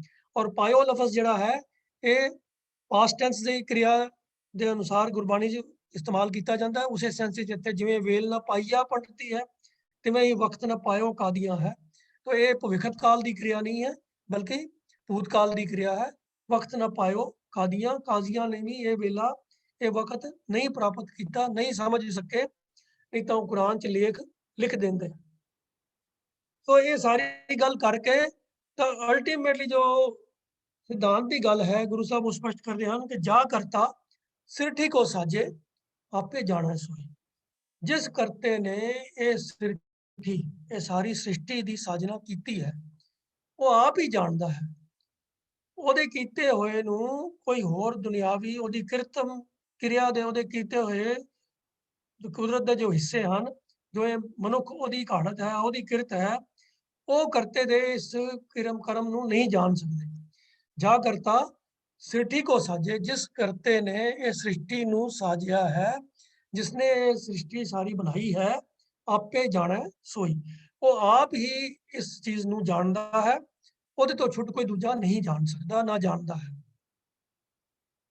तो इसलिए ये सारी गल नू एक्सप्लेन करके अल्टीमेटली ਇਹਦਾ ਭਾਵ ਇਹ ਨਾ ਕਿਤੇ ਕੋਈ ਲੈ ਲਵੇ ਕਿ ਭਈ ਗੁਰੂ ਸਾਹਿਬ ਇਹ ਗੱਲ ਕਰਕੇ ਦੂਜਿਆਂ ਨੂੰ ਛੁਟਿਆ ਰਹੇ ਹਨ ਤੇ ਆਪਣੇ ਆਪ ਨੂੰ ਜ਼ਿਆਦਾ ਸਮਝਦਾਰ ਪੇਸ਼ ਕਰ ਰਹੇ ਹਨ। ਐਸੀ ਕੋਈ ਗੁਰੂ ਸਾਹਿਬ ਦਾ ਕਦੀ ਵੀ ਕੋਈ ਭਾਵਨਾ ਹੁੰਦੀ ਵੀ ਨਹੀਂ ਹੈ, ਨਾ ਹੀ ਕਦੀ ਕਰਦੇ ਹਨ। ਉਹ ਤਾਂ ਜਦੋਂ ਭੈੜੇ ਬੰਦਿਆਂ ਦੀ ਵੀ ਵਿਚਾਰ ਕਰਦੇ ਹਨ ਤੇ ਅਖੀਰ ਜਾ ਕੇ ਆਪਣੇ ਆਪ ਨੂੰ ਨੀਚ ਕਹਿ ਦਿੰਦੇ ਹਨ। ਨਾਨਕ ਨੀਚ ਕਹੈ ਵਿਚਾਰ, ਵਾਰੇ ਨਾ ਜਾਵਾਂ ਇੱਕ ਵਾਰ। ਉਹ ਤੇ ਅੱਧ ਦਰਜੇ ਦੀ ਨਿਮਰਤਾ ਦਾ ਪ੍ਰਗਟਾਵਾ ਹਮੇਸ਼ਾ ਕਰਦੇ ਹਨ ਔਰ ਨਿਮਰਤਾ ਵਿੱਚ ਹੀ ਰਹਿੰਦੇ ਹਨ। तो ये जो उन्होंने इस सच्चाई ਨੂੰ ਬਿਆਨ ਕੀਤਾ ਹੈ ਕਿ ਪੰਡਤਾਂ ਕਾਜ਼ੀਆਂ ਤੇ ਜੋਗੀਆਂ ਨੂੰ ਸ੍ਰਿਸ਼ਟੀ ਰਚਨਾ ਬਾਰੇ ਕੋਈ ਸਮਝ ਨਹੀਂ ਹੈਗੀ ਤੇ ਨਾ ਹੀ ਉਹ ਜਾਣਦੇ ਹਨ, ਤਾਂ ਇਹ ਕਹਿ ਕੇ ਕੋਈ ਉਹ ਇਨਡਾਇਰੈਕਟਲੀ ਆਪਣੇ ਆਪ ਨੂੰ ਜ਼ਿਆਦਾ ਵੱਡਾ ਜਾਂ ਸਮਝਦਾਰ ਪੇਸ਼ ਕਰਨ ਦੀ ਕੋਸ਼ਿਸ਼ ਨਹੀਂ ਕਰ ਰਹੇ, ਉਹ ਸਿਰਫ ਇੱਕ ਸੱਚਾਈ ਨੂੰ ਬਿਆਨ ਕਰ ਰਹੇ ਹਨ। तो अगली पंक्ति जो गल बड़ी स्पष्ट तौर के उत्ते कह रहे हैं, किव कर आखां किव सलाही क्यों वरनी किव जाना, कि मैं किव कर किस तरीके दे नाल आखां, किव सलाही किवें मैं तेरी सिफत सलाह करा, किवें मैं बयान करा, किवें वर्णन करा ते किवें मैं जान सकदा हां, भाव नामुमकिन है। परमात्मा दे गुण सारे ऐसे बेअंत हन कि असीं जिन्ना मर्जी कोशिश करिए, ਅਸੀਂ ਆਪਣੀ ਸੀਮਤ ਬੁੱਧੀ ਦੇ ਨਾਲ ਉਹਨਾਂ ਨੂੰ ਪੂਰਨ ਤੌਰ ਤੇ ਜਾਣ ਹੀ ਨਹੀਂ ਸਕਦੇ। ਤੇ ਜੇ ਕੋਈ ਥੋੜੀ ਬਹੁਤੀ ਸਾਨੂੰ ਸੋਝੀ ਆ ਹੀ ਜਾਂਦੀ ਹੈ ਤਾਂ ਉਹ ਸਿਰਫ ਇਸ ਚੀਜ਼ ਦਾ ਹੀ ਇੱਕ ਪ੍ਰਗਟਾਵਾ ਹੁੰਦਾ ਹੈ ਕਿ ਸਾਡੀ ਮੱਤ ਕਿੰਨੀ ਛੋਟੀ ਹੈ, ਪਰਮਾਤਮਾ ਦੇ ਗੁਣ ਕਿੰਨੇ ਬੇਅੰਤ ਹਨ। ਔਰ ਗੁਰੂ ਨਾਨਕ ਪਾਤਸ਼ਾਹ ਦੀ ਇਹ ਜਪਜੀ ਦੀ ਬਾਣੀ ਦੇ ਅੰਦਰ ਇਹ ਕੰਟੀਨਿਊਸਲੀ ਇਹ ਟੈਕਨੀਕ ਰਹੀ ਹੈ, ਇਹ ਤਰੀਕਾ ਰਿਹਾ ਹੈ ਕਿ ਉਹ ਪਰਮਾਤਮਾ ਦੀ ਵਡਿਆਈ ਕਰਦੇ ਹਨ, ਉਹਦੀ ਬੇਅੰਤਤਾ ਦਾ ਵਿਖਿਆਨ ਕਰ ਕਰਕੇ, ਤੇ ਜੀਵ ਦੀ ਅਲਪਗਤਾ ਦਾ, ਉਹਦੀ ਅਸਮਰਥਤਾ ਦਾ, ਉਹਦੇ ਨਿਗੂਣੇਪਣ ਦਾ, ਉਹਦੇ ਛੋਟੇਪਣ ਦਾ ਅਹਿਸਾਸ ਦਿਵਾ ਕੇ ਜੀਵ ਨੂੰ ਵੀ ਇਸ ਕੰਪੈਰੀਟਿਵਲੀ ਉਹ परमात्मा के सामने बिल्कुल एक निगूनी जी हस्ती के रूप में पेश करते हैं, ताकि ये कंट्रास्ट जोड़ा है बिल्कुल क्लीयरली मन के अंदर बैठ जाए और परमात्मा की जो बेअंत शक्तियां हैं, जो बेअंत वडियाइयां हैं, उन्होंने तो प्रभावित होकर मन के अंदर एक ऐसा आश्चर्यता का भाव, एक विस्माद का भाव पैदा हो जाए, जिहड़ा कि मन नूं परमात्मा के गुणां दे नाल जुड़न दे वास्ते प्रेरणादायक होवे। तो ये एहसास बार बार जपजी दे विच करवाया जाता है कि परमात्मा के गुण बेअंत हैं, परमात्मा की वडियाइयां बेअंत हैं। उन्हां दा अंदाजा लगाना भी इंसान दे वस दी गल नहीं है। इंसान की अकल ਦੀ ਇੰਨੀ ਸਮਰੱਥਾ ਨਹੀਂ ਹੈ ਕਿ ਉਹ ਉਹਦੀ ਕੁਦਰਤ ਦੇ ਕਿਸੇ ਇੱਕ ਅੰਗ ਨੂੰ ਵੀ ਪੂਰੀ ਤਰ੍ਹਾਂ ਨਾਲ ਸਮਝ ਸਕੇ। ਤੋ ਅਸੰਖ ਦੀ ਪੌੜੀਆਂ ਦੇ ਅੰਦਰ ਬਾਰ-ਬਾਰ ਇਹ ਅਸੰਖ ਦਾ ਲਫ਼ਜ਼ ਵਰਤ ਕੇ ਤੇ ਫਿਰ ਇਸ ਗੱਲ ਨੂੰ ਕਹਿ ਕੇ ਕੋਈ ਅਸੰਖ ਹੈ ਸਿਰ ਭਾਰ ਹੋਏ। ਤੋ ਇਹ ਗੱਲ ਦ੍ਰਿੜ ਕਰਵਾ ਦਿੰਦੇ ਹਨ ਕਿ ਬਈ ਗਿਣਤੀਆਂ ਮਿਣਤੀਆਂ ਕਰਨੀਆਂ ਲਫ਼ਜ਼ਾਂ ਦੇ ਨਾਲ ਉਹਦੀ ਵਡਿਆਈਆਂ ਨੂੰ ਜਾਣ ਸਕਣਾ ਇਨਸਾਨ ਵਾਸਤੇ ਨਾਮੁਮਕਿਨ ਹੈ। ਇਹ ਸਾਰੀ ਜੋ ਕਾਰਵਾਈ ਹੈ, ਜੋ ਇਹ ਸਾਰਾ ਵ੍ਰਿਤਾਂਤ ਹੈ, ਇਹਦਾ ਮੁੱਖ ਮਕਸਦ ਇੱਕੋ ਹੀ ਹੈ ਕਿ ਇਨਸਾਨੀ ਮਨ ਜਿਹੜਾ ਹੈ ਪਰਮਾਤਮਾ ਦੀ ਬੇਅੰਤ ਵਡਿਆਈਆਂ ਤੋਂ ਪ੍ਰਭਾਵਿਤ ਹੋ ਕੇ ਇੱਕ ਵਿਸਮਾਦ ਦੀ ਅਵਸਥਾ ਦੇ ਵਿੱਚ ਆ ਜਾਵੇ, ਤਾਂ ਕਿ ਉਸ ਵਿਸਮਾਦ ਦੇ ਵਿੱਚ ਆ ਕੇ ਹੀ ਉਹ ਪਰਮਾਤਮਾ ਦੇ ਗੁਣਾਂ ਤੋਂ ਪ੍ਰਭਾਵਿਤ ਹੋ ਜਾਵੇ ਤੇ ਉਹਦਾ ਮਨ ਪਰਮਾਤਮਾ ਦੇ ਗੁਣਾਂ ਤੋਂ ਅਸਰ ਗ੍ਰਹਿਣ ਕਰੇ। ਇਹ ਇੱਕੋ ਇੱਕ ਢੰਗ ਹੈ ਕਿ ਪਰਮਾਤਮਾ ਦੇ ਗੁਣਾਂ ਦੇ ਨਾਲ ਇਨਸਾਨ ਦੀ ਸਾਂਝ ਪਏਗੀ ਔਰ ਉਹਦੇ ਗੁਣ ਜਿਹੜੇ ਹਨ ਉਹਦੇ ਅੰਦਰ ਟਿਕਣੇ ਸ਼ੁਰੂ ਹੋ ਜਾਂਦੇ ਹਨ। ਜਦ ਤੱਕ ਇਨਸਾਨ ਇਸ ਭਾਵਨਾ ਵਿੱਚ ਰਹਿੰਦਾ ਹੈ ਕਿ ਮੈਨੂੰ ਸਮਝ ਹੈ, ਮੈਨੂੰ ਗੱਲ ਸਮਝ ਆ ਰਹੀ ਹੈ, ਆਪਣੀ ਬੁੱਧੀ ਦੇ ਉੱਤੇ ਅਕਲ ਦੇ ਉੱਤੇ ਉਹ ਮਾਨ ਕਰਦਾ ਹੈ, ਤਦ ਤੱਕ ਉਹ ਕੁਝ ਗ੍ਰਹਿਣ ਕਰਦਾ ਨਹੀਂ ਹੈ। ਇਨਸਾਨ ਉਦੋਂ ਹੀ ਗ੍ਰਹਿਣ ਕਰਦਾ ਹੈ ਜਦੋਂ ਆਪਣੀ ਅਕਲ ਦੀ ਟੇਕ ਛੱਡਦਾ, ਆਪਣੀ ਸਿਆਣਪ ਦੇ ਉੱਤੇ ਭਰੋਸਾ ਛੱਡਦਾ ਹੈ, ਤਾਂ ਹੀ ਉਹਨੂੰ ਕੁਝ ਪ੍ਰਾਪਤ ਹੁੰਦਾ ਹੈ। ਜਦ ਤੱਕ ਉਹ ਆਪਣੀ ਅਕਲ ਦੇ ਉੱਤੇ ਭਰੋਸਾ ਕਰਦਾ ਹੈ, ਕੋਈ ਇਨਸਾਨ ਕਿਸੇ ਦੂਜੇ ਪਾਸੋਂ ਕੁਝ ਗ੍ਰਹਿਣ ਨਹੀਂ ਕਰਦਾ।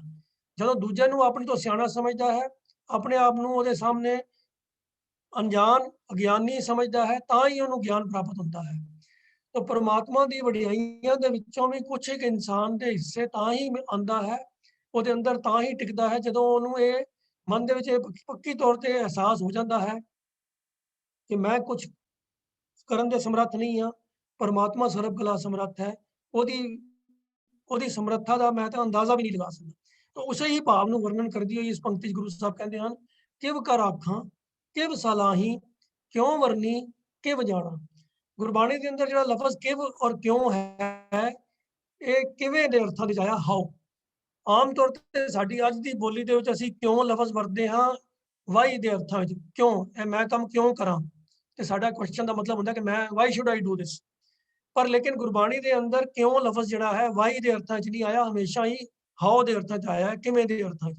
ਤਾਂ ਕਿਵ ਕਰ ਆਖਾਂ, ਮੈਂ ਕਿਸ ਤਰੀਕੇ ਨਾਲ ਆਖਾਂ, ਕਿਵ ਸਲਾਹੀ ਕਿਵੇਂ ਮੈਂ ਸਿਫਤ ਕਰਾਂ, ਕਿਉਂ ਵਰਨੀ ਦਾ ਵੀ ਭਾਵ ਇਹੀ ਹੈ ਮੈਂ ਕਿਵੇਂ ਵਰਣਨ ਕਰਾਂ, ਕਿਵ ਜਾਣਾ ਕਿਸ ਤਰੀਕੇ ਨਾਲ ਮੈਂ ਸਮਝਾਂ। ਫਿਰ ਅਗਲੀ ਪੰਕਤੀ 'ਚ ਕਹਿੰਦੇ ਨਾਨਕ ਆਖਣ ਸਭ ਕੋ ਆਖੈ ਇੱਕ ਦੋ ਇੱਕ ਸਿਆਣਾ। ਇੱਥੇ ਥੋੜੀ ਜਿਹੀ ਤਨਜ਼ ਵੀ ਗੁਰੂ ਸਾਹਿਬ ਨੇ ਇਸਤੇਮਾਲ ਕਰ ਦਿੱਤੀ ਹੈ, ਟਕੋਰ ਲਾ ਦਿੱਤੀ ਹੈ ਉੱਪਰ ਬਿਆਨ ਕੀਤੇ ਹੋਏ ਇਹਨਾਂ ਧਾਰਮਿਕ ਆਗੂਆਂ ਦੇ ਉੱਤੇ, ਜਿਹੜੇ ਆਪਣੇ ਆਪ ਨੂੰ ਸਿਆਣਾ ਸਮਝਦੇ ਹਨ, ਚਾਹੇ ਉਹ ਪੰਡਿਤ ਹਨ, ਚਾਹੇ ਕਾਜ਼ੀ ਹਨ, ਚਾਹੇ ਜੋਗੀ ਹਨ। ਕਿ ਆਖਣ ਨੂੰ ਤਾਂ ਸਾਰੇ ਹੀ ਆਖਦੇ ਹਨ ਕਿ ਮੈਨੂੰ ਪਤਾ ਹੈ, ਮੈਂ ਉਹ ਪਰਮਾਤਮਾ ਦੀ ਵਡਿਆਈਆਂ ਵੀ ਕਰਦੇ ਹਨ, ਪਰਮਾਤਮਾ ਦੇ ਗੁਣ ਵੀ ਗਾਉਂਦੇ ਹਨ, ਤੇ ਆਪਣੇ ਆਪ ਨੂੰ ਇੱਕ ਤੋਂ ਇੱਕ ਦੂਜੇ ਤੋਂ ਸਿਆਣਾ ਸਮਝਦੇ ਹਨ। ਪਰ ਇਹ ਸਿਆਣੇ ਕਿਹੋ ਜਿਹੇ ਹਨ ਜਿਨ੍ਹਾਂ ਨੂੰ ਤਾਂ ਇੱਕ ਇੰਨੀ ਕੁ ਗੱਲ ਦੀ ਵੀ ਸਮਝ ਨਹੀਂ ਆਈ ਕਿ ਪਰਮਾਤਮਾ ਨੇ ਇਹ ਜੋ ਸਾਰੀ ਸ੍ਰਿਸ਼ਟੀ ਦੀ ਉਹ ਕਹਿੰਦੇ ਹਨ ਰਚਨਾ ਕਰਨ ਵਾਲਾ ਹੈ, ਇਹ ਰਚਨਾ ਕਦੋਂ ਕੀਤੀ, ਇੰਨੀ ਗੱਲ ਵੀ ਤਾਂ ਉਹਨਾਂ ਨੂੰ ਸਮਝ ਨਹੀਂ ਆ ਸਕੀ, ਨਾ ਹੀ ਉਹਨਾਂ ਦੇ ਵੱਸ ਦੀ ਹੈ। ਤੇ ਜਿਨ੍ਹਾਂ ਨੂੰ ਇੰਨੀ ਗੱਲ ਨਹੀਂ ਸਮਝ ਆਈ, ਜਿਹਦੇ ਬਾਰੇ ਉਹ ਜਾਣਨ ਦੇ ਸਮਰੱਥ ਵੀ ਨਹੀਂ ਹਨ, ਪਰ ਫਿਰ ਵੀ ਉਹ ਇੱਕ ਦੂਜੇ ਤੋਂ ਆਪਣੇ ਆਪ ਨੂੰ ਸਿਆਣਾ ਕਲੇਮ ਕਰਦੇ ਹਨ, ਤਾਂ ਇਹ ਇੱਕ ਇਨਡਾਇਰੈਕਟਲੀ ਉਹਨਾਂ ਦੇ ਉੱਤੇ ਇੱਕ ਟਕੋਰ ਜੀ ਹੈ ਕਿ ਆਖਣ ਸਭ ਕੋ ਆਖੈ ਇੱਕ ਦੋ ਇੱਕ ਸਿਆਣਾ। ਉਹ ਜਿਵੇਂ ਆਮ ਤੌਰ ਤੇ ਉੱਤੇ ਅਸੀਂ ਕਈ ਵਾਰੀ ਇਹੋ ਜਿਹਾ ਜੋ ਲਫ਼ਜ਼ ਇਸਤੇਮਾਲ ਕਰਦੇ ਹਾਂ, ਇਨਡਾਇਰੈਕਟਲੀ ਕਿਸੇ ਨੂੰ ਮੈਸੇਜ ਦੇਣਾ ਹੁੰਦਾ ਤਾਂ ਅਸੀਂ ਵਿਦਿਨ ਕੋਟਸ ਉਹਨੂੰ ਲਿਖ ਦਿੰਦੇ ਹਾਂ। ਤਾਂ ਇਹ ਮਾਨੋ ਜਿਵੇਂ ਸਿਆਣਾ ਲਫ਼ਜ਼ ਜਿਹੜਾ ਹੈ ਨਾ ਵਿਦਿਨ ਕੋਟਸ ਹੈਗਾ ਵੱਖਰਾ, ਇਹਦੇ ਅਰਥ ਸਿਆਣਾ ਉਸ ਸੈਂਸ ਵਿੱਚ ਸਿਆਣਾ ਨਹੀਂ ਹਨ ਕਿ ਜਿਹੜਾ ਵਾਕਈ ਹੀ ਪਰਮਾਤਮਾ ਦੀ ਸਿਫਤ ਸਲਾਹ ਦੇ ਕਰਕੇ ਉਹਦੇ ਗੁਣਾਂ ਦੀ ਸਾਂਝ ਕਰਕੇ ਜਿਹਨੂੰ ਅਕਲ ਆਈ ਹੈ, ਜਿਹੜਾ ਸਿਆਣਾ ਹੋ ਗਿਆ ਹੈ, ਇਹ ਉਹ ਸਿਆਣੇ ਹਨ ਜਿਹੜੇ ਆਪਣੀ ਅਕਲ ਦੇ ਉੱਤੇ ਮਾਨ ਕਰਦੇ ਹਨ, ਜਿਹੜੇ ਆਪਣੇ ਆਪ ਨੂੰ ਦੁਨਿਆਵੀ ਤੌਰ ਦੇ ਉੱਤੇ ਸਿਆਣੇ ਸਮਝਦੇ ਹਨ। ਤਾਂ ਇਸ ਕਰਕੇ ਗੁਰੂ ਸਾਹਿਬ ਕਹਿ ਰਹੇ ਨਾਨਕ ਆਖਣ ਸਭ ਕੋ ਆਖੈ ਇੱਕ ਦੋ ਇੱਕ ਸਿਆਣਾ, ਕਿ ਆਪਣੇ ਆਪ ਨੂੰ ਮੰਨਦੇ ਤਾਂ ਸਾਰੇ ਇੱਕ ਦੂਜੇ ਤੋਂ ਸਿਆਣਾ ਹਨ ਤੇ ਸਾਰੇ ਗੱਲਾਂ ਆਖੀ ਵੀ ਜਾਂਦੇ ਹਨ, ਪਰ ਅਸਲੋਂ ਉਹਨਾਂ ਨੂੰ ਕੋਈ ਪਰਮਾਤਮਾ ਦੀ ਵਡਿਆਈਆਂ ਦੀ ਕਿਨਕਾ ਮਾਤਰ ਵੀ ਸੋਝੀ ਨਹੀਂ ਹੈ, ਤੇ ਨਾ ਹੀ ਇਹ ਕਿਸੇ ਦੇ ਵੱਸ ਦੀ ਗੱਲ ਹੈ। ਔਰ ਆਪਣੇ ਆਪ ਦੇ ਉੱਤੇ ਘਟਾ ਕੇ ਉਹਨਾਂ ਨੇ ਇਹ ਗੱਲ ਬੋਲ ਵੀ ਦਿੱਤੀ ਹੈ, ਕਿਵ ਕਰ ਆਖਾਂ ਕਿਵ ਸਲਾਹੀ ਕਿਉਂ ਵਰਨੀ ਕਿਵ ਜਾਣਾ। ਮੈਂ ਕਿਵੇਂ ਜਾਣ ਸਕਦਾ ਹਾਂ, ਕਿਵੇਂ ਵਰਣਨ ਕਰ ਸਕਦਾ, ਇਹ ਮੇਰੀ ਪਾਇਆ ਹੀ ਨਹੀਂ। ਜਿਵੇਂ ਅਸੰਖ ਦੀ ਪੌੜੀਆਂ ਵਿੱਚ ਬਾਰ-ਬਾਰ ਗੁਰੂ ਸਾਹਿਬ ਕਹਿੰਦੇ ਹਨ, ਕੁਦਰਤ ਕਵਨ ਕਹਾਂ ਵਿਚਾਰ ਵਾਰੇ ਨਾ ਜਾਵਾਂ ਏਕ ਵਾਰ, ਕਿ ਮੈਂ ਤਾਂ ਤੇਰੇ ਤੋਂ ਇੱਕ ਵਾਰੀ ਵਾਰਨੇ ਜਾਣ ਜੋਗਾ ਨਹੀਂ ਹੈ, ਮੇਰੀ ਕੀ ਪਾਇਆ ਹੈ ਕਿ ਮੈਂ ਤੇਰੀ ਕੁਦਰਤ ਦੀ ਤੇਰੀ ਰਚਨਾ ਦੀ ਮੈਂ ਕੋਈ ਵਿਚਾਰ ਆਖਣ ਜੋਗਾ ਵੀ ਹੋ ਸਕਾਂ। तो वही गल इत्थे भी कह रहे हैं, किव कर आखां किव सालाही क्यों वरनी किव जाना। ਤੇ ਜਿਹੜੇ ਇਹ ਯਤਨ ਕਰਦੇ ਹਨ ਤਾਂ ਗੁਰੂ ਸਾਹਿਬ ਉਹਨਾਂ ਦੇ ਬਾਰੇ ਇਸ ਤਰੀਕੇ ਦੇ ਨਾਲ ਬਿਆਨ ਕਰ ਰਹੇ ਹਨ ਵੀ ਆਖਣ ਸਭ ਕੋ ਆਖੈ ਇੱਕ ਦੋ ਇੱਕ ਸਿਆਣਾ, ਪਰ ਅਸਲੀਅਤ ਕੀ ਹੈ ਕਿ ਵੱਡਾ ਸਾਹਿਬ ਵੱਡੀ ਨਾਈ ਕੀਤਾ ਜਾ ਕਾ ਹੋਇ, ਨਾਨਕ ਜੇ ਕੋ ਆਪੋ ਜਾਣੈ ਅੱਗੇ ਗਿਆ ਨਾ ਸੋ ਹੈ। ਕਿ ਉਹ ਮਾਲਕ ਸਾਹਿਬ ਵੱਡਾ ਹੈ, ਵੱਡੀ ਨਾਈ, ਨਾਈ ਦਾ ਅਰਥ ਉਹਦੀ ਵਡਿਆਈ ਵੱਡੀ ਹੈ। ਸਭ ਕੁਝ ਉਸੇ ਦਾ ਕੀਤਾ ਹੋਇਆ ਜਾਂ ਕੀਤਾ ਜਾਂ ਕਾ ਹੋਇਆ। ਜੋ ਕੁਝ ਵੀ ਹੋਂਦ ਵਿੱਚ ਹੈ, ਜੋ ਕੁਝ ਵੀ ਹੋਇਆ ਹੈ, ਜੋ ਕੁਝ ਵੀ ਹੋ ਰਿਹਾ ਹੈ, ਉਹ ਸਭ ਕੁਝ ਉਸੇ ਦਾ ਹੀ ਕੀਤਾ ਹੋਇਆ ਹੈ। ਸਭ ਕੁਝ ਕਰਨ ਵਾਲਾ, ਬਣਾਉਣ ਵਾਲਾ, ਕ੍ਰੀਏਟਰ ਕੇਵਲ ਤੇ ਕੇਵਲ ਉਹ ਇੱਕ ਪਰਮਾਤਮਾ ਹੀ ਹੈ, ਜਿਸ ਨੂੰ ਉਹਨਾਂ ਨੇ ਸਾਹਿਬ ਕਰਕੇ ਆਖਿਆ ਹੈ। ਸਾਹਿਬ ਦਾ ਅਰਥ ਅਖਰੀ ਅਰਥ ਹੈ ਮਾਲਕ। ਉਹ ਮਾਲਕ ਵੱਡਾ ਹੈ, ਉਹਦੀ ਵਡਿਆਈ, ਉਹਦੀ ਨਾਈ ਵੱਡੀ ਹੈ, ਸਭ ਕੁਝ ਉਹਦਾ ਹੀ ਕੀਤਾ ਹੋ ਰਿਹਾ ਹੈ। ਤੇ ਫਿਰ ਗੁਰੂ ਸਾਹਿਬ ਕਹਿੰਦੇ ਹਨ ਕਿ ਨਾਨਕ ਜੇ ਕੋ ਆਪੋ ਜਾਣਾ ਹੈ, ਪਰ ਇਸ ਸੱਚਾਈ ਦੇ ਹੁੰਦਿਆਂ ਹੋਇਆਂ ਵੀ ਜੇ ਕੋਈ ਆਪਣੇ ਆਪ ਨੂੰ ਕੁਝ ਸਮਝਦਾ ਹੈ, ਆਪੋ ਜਾਣਾ ਮਤਲਬ ਆਪਣੀ ਹੋਂਦ ਨੂੰ, ਆਪਣੀ ਹਸਤੀ ਨੂੰ ਕੁਝ ਖਾਸ ਸਮਝਦਾ ਹੈ, ਕੋਈ ਆਪਣੇ ਆਪ ਨੂੰ ਸਿਆਣਾ ਆਖਦਾ ਹੈ, ਜਿਵੇਂ ਇੱਕ ਦੋ ਇੱਕ ਸਿਆਣੇ ਦੀ ਗੱਲ ਉੱਪਰ ਕੀਤੀ ਹੈ। ਤੇ ਜੇ ਕੋ ਆਪੋ ਜਾਣਾ ਹੈ, ਜੇ ਕੋਈ ਆਪਣੇ ਆਪ ਨੂੰ ਆਪਣੀ ਅਕਲ ਦੇ ਬਲ ਦੇ ਉੱਤੇ ਆਪਣੇ ਆਪ ਨੂੰ ਸਿਆਣਾ ਸਮਝ ਕੇ ਕੋਈ ਆਪਣੇ ਆਪ ਨੂੰ ਪੇਸ਼ ਕਰਨ ਦੀ ਕੋਸ਼ਿਸ਼ ਕਰੇ ਜਾਂ ਆਪਣਾ ਆਪ ਜਨਾਏ, ਤਾਂ ਕੀ ਹੋਏਗਾ? ਅੱਗੇ ਗਿਆ ਨਾ ਸੋ ਹੈ।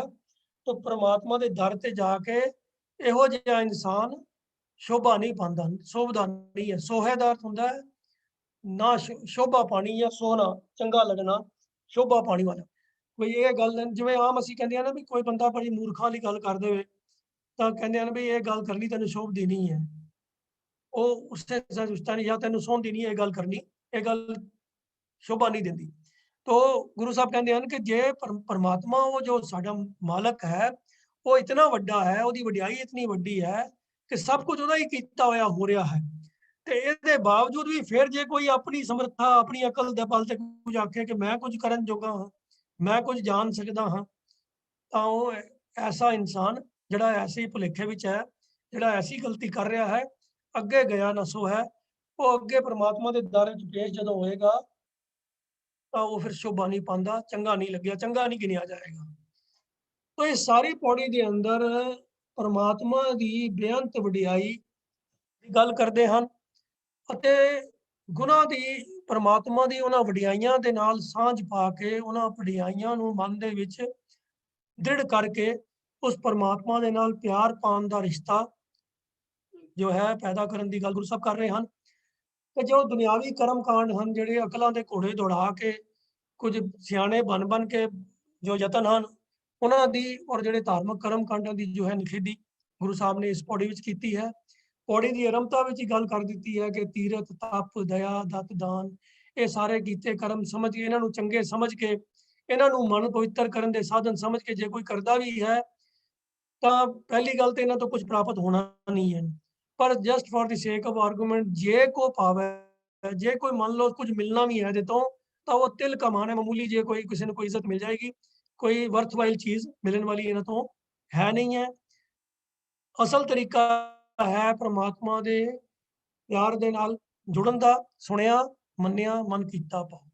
ਗੁਰੂ ਦਾ ਉਪਦੇਸ਼ ਸੁਣ ਕੇ ਮਨ ਚ ਵਸਾ ਕੇ ਮਨ ਚ ਪ੍ਰਭੂ ਨਾਲ ਪਿਆਰ ਪੈਦਾ ਕਰਨਾ, ਇਹੀ ਇੱਕ ਤਰੀਕਾ ਹੈ ਜਿਹਦੇ ਨਾਲ ਆਪਣੇ ਅੰਦਰਲੇ ਤੀਰਥ ਦੇ ਉੱਤੇ ਮਲ ਕੇ ਇਸ਼ਨਾਨ ਕੀਤਾ ਜਾ ਸਕਦਾ ਹੈ, ਜਿਹੜਾ ਪਾਪਾਂ ਦੀ ਮੈਲ ਨੂੰ ਧੋ ਦਿੰਦਾ ਹੈ, ਵਿਕਾਰਾਂ ਦੀ ਮੈਲ ਨੂੰ ਧੋ ਦਿੰਦਾ ਹੈ। ਪਰ ਉਹ ਗੁਨਾਹ ਦਾ, ਵਡਿਆਈਆਂ ਦਾ ਮਾਲਕ ਤਾਂ ਕੇਵਲ ਤੇ ਕੇਵਲ ਪਰਮਾਤਮਾ ਹੀ ਹੈ। ਇਨਸਾਨ ਦੀ ਆਪਣੀ ਕੋਈ ਪਾਇਆ ਨਹੀਂ ਹੈ। ਸਭ ਕੁਝ ਕਰਨ ਕਰਾਉਣ ਵਾਲਾ, ਸ੍ਰਿਸ਼ਟੀ ਦੀ ਰਚਨਾ ਕਰਨ ਵਾਲਾ, ਸਭ ਕੁਝ ਦੋ ਸਮਰੱਥਾ ਵਾਲਾ, ਸਾਰੇ ਗੁਨਾਹ ਦਾ ਦਾਤਾ ਉਹ ਪਰਮਾਤਮਾ ਆਪ ਹੈ। ਤੇ ਉਸ ਪਰਮਾਤਮਾ ਦੇ ਗੁਨਾਹ ਦੇ ਨਾਲ ਸਾਂਝ ਕੀਤਿਆਂ ਹੀ, ਉਹਦੀ ਵਡਿਆਈਆਂ ਕੀਤਿਆਂ ਹੀ ਉਹਨਾਂ ਗੁਨਾਹ ਦੀ ਕਿਨਕਾ ਮਾਤਰ ਦਾਤ ਜਿਹੜੀ ਹੈ ਪਰਮਾਤਮਾ ਪਾਸੋਂ ਬਖਸ਼ਿਸ਼ ਦੇ ਰੂਪ ਵਿੱਚ ਪ੍ਰਾਪਤ ਹੁੰਦੀ ਹੈ। ਇਹੀ ਭਗਤੀ ਦਾ ਫਰਕ ਹੈ। ਆਮ ਤੌਰ ਦੇ ਉੱਤੇ ਕਈ ਲੋਕੀ ਇਹ ਆਰਗੂਮੈਂਟ ਦਿੰਦੇ ਹਨ ਜੀ ਬਈ ਬਾਰ-ਬਾਰ ਨਾਮ ਜਪਣ ਨਾਲ ਕੀ ਪਿਆ ਹੈ, ਚੰਗੇ ਆਚਰਨ ਹੋਣੇ ਚਾਹੀਦੇ ਹਨ। ਤਾਂ ਗੁਰਬਾਣੀ ਨੇ ਉਸ ਆਰਗੂਮੈਂਟ ਨੂੰ ਵੀ ਐਕਸੈਪਟ ਨਹੀਂ ਕੀਤਾ ਤੇ ਕਈ ਲੋਕ ਇਹਦਾ ਪੁੱਠਾ ਆਰਗੂਮੈਂਟ ਦਿੰਦੇ ਹਨ ਕਿ ਨਾਮ ਜਪੀ ਜਾਓ, ਸਦਾਚਾਰੀ ਜੀਵਨ ਦੀ ਤਾਂ ਆਪਣੇ ਆਪ ਲੋੜ ਹੀ ਕੋਈ ਨਹੀਂ ਹੈ। ਬਈ ਕਰਮ ਜਿਹੜੇ ਮਰਜ਼ੀ ਹੋਣ, ਨਾਮ ਜਪੋ, ਨਾਮ ਜਪ ਕੇ ਅਸੀਂ ਪਵਿੱਤਰ ਹੋ ਜਾਵਾਂਗੇ। ਤੋ ਕੇਵਲ ਮੂੰਹੋਂ ਨਾਮ ਜਪਣ ਦੇ ਨਾਲ, ਮੂੰਹੋਂ ਵਾਹਿਗੁਰੂ ਵਾਹਿਗੁਰੂ ਕਰਨ ਦੇ ਨਾਲ, ਜੇ as a result of that ਇਨਸਾਨ ਦਾ ਆਚਰਣ ਸ਼ੁੱਧ ਨਹੀਂ ਹੁੰਦਾ, ਸੱਚਾ ਆਚਰਣ ਨਹੀਂ ਬਣਦਾ, ਤਾਂ ਇਹਦਾ ਮਤਲਬ ਹੈ ਕਿ ਉਹਦੇ ਨਾਮ ਜਪਣ ਦੇ ਵਿੱਚ ਕੋਈ ਕਮੀ ਜ਼ਰੂਰ ਹੈ। ਤੋ ਇਹ ਦੋਵੇਂ ਚੀਜ਼ਾਂ ਸਾਈਡ ਬਾਈ ਸਾਈਡ ਚੱਲਦੀਆਂ ਹਨ। ਜੀਵਨ ਦੇ ਅੰਦਰ ਗੁਣ ਵੀ ਹੋਣੇ, ਪਰਮਾਤਮਾ ਦੇ ਨਾਮ ਦੇ ਨਾਲ ਜੁੜਨਾ, ਭਗਤੀ ਦੇ ਨਾਲ ਜੁੜਨਾ, ਇਹ ਨਾਲ ਦੇ ਨਾਲ ਚੱਲਦੇ ਹਨ। ਇਹ ਮੁਮਕਿਨ ਹੀ ਨਹੀਂ ਹੈ ਕਿ ਜਿਹੜਾ ਬੰਦਾ ਸਹੀ ਮਾਇਨਿਆਂ ਵਿੱਚ ਪਰਮਾਤਮਾ ਦੀ ਭਗਤੀ ਕਰਦਾ ਹੋਵੇ ਤੇ ਉਹਦੇ ਅੰਦਰ ਗੁਣ ਪੈਦਾ ਨਾ ਹੋਣ, ਉਹਦਾ ਆਚਰਣ ਚੰਗਾ ਨਾ ਹੋਵੇ। ਵਿਕਾਰੀ ਬੰਦਾ ਆਚਰਣ ਦੇ ਪੱਖੋਂ ਹੋਵੇ ਤੇ ਨਾਲ ਕਲੇਮ ਕਰੀ ਜਾਏ ਕਿ ਮੈਂ ਤੇ ਨਾਮ ਜਪਦਾ ਹਾਂ, ਇਹ ਨਾਮੁਮਕਿਨ ਦੀ ਗੱਲ ਹੈ। ਤੋ ਇਸ ਕਰਕੇ ਇਸ ਪੰਕਤੀ ਤੋਂ ਇਹ ਗੱਲ ਵੀ ਨਾਲ ਦੇ ਨਾਲ ਸਪਸ਼ਟ ਹੋ ਜਾਂਦੀ ਹੈ ਕਿ ਵਿਨ ਗੁਣ ਕੀਤੇ ਭਗਤ ਨਾ ਹੋਏ। ਗੁਣਾਂ ਨੂੰ ਜੀਵਨ ਦੇ ਅੰਦਰ ਜਦ ਤੱਕ ਉਹਨਾਂ ਦਾ ਪ੍ਰਮਾਣ ਨਹੀਂ ਮਿਲਦਾ, ਜੇ ਜੀਵਨ ਦੇ ਅੰਦਰ ਗੁਣ ਨਹੀਂ ਪ੍ਰਗਟ ਹੁੰਦੇ ਤਾਂ ਮਾਨੋ ਭਗਤੀ ਕੀਤੀ ਹੀ ਨਹੀਂ ਹੈ। ਤੇ ਜੇ ਭਗਤੀ ਕੀਤੀ ਹੈ ਤੇ ਗੁਣ ਜ਼ਰੂਰ ਪ੍ਰਾਪਤ ਹੋਣਗੇ, ਕਿਉਂਕਿ ਗੁਣਾਂ ਦੇ ਮਾਲਕ ਦੀ ਭਗਤੀ ਹੋ ਰਹੀ ਹੈ, ਉਹਦੀ ਵਡਿਆਈਆਂ ਦੇ ਨਾਲ ਹੀ ਸਾਂਝ ਪੈ ਰਹੀ ਹੈ।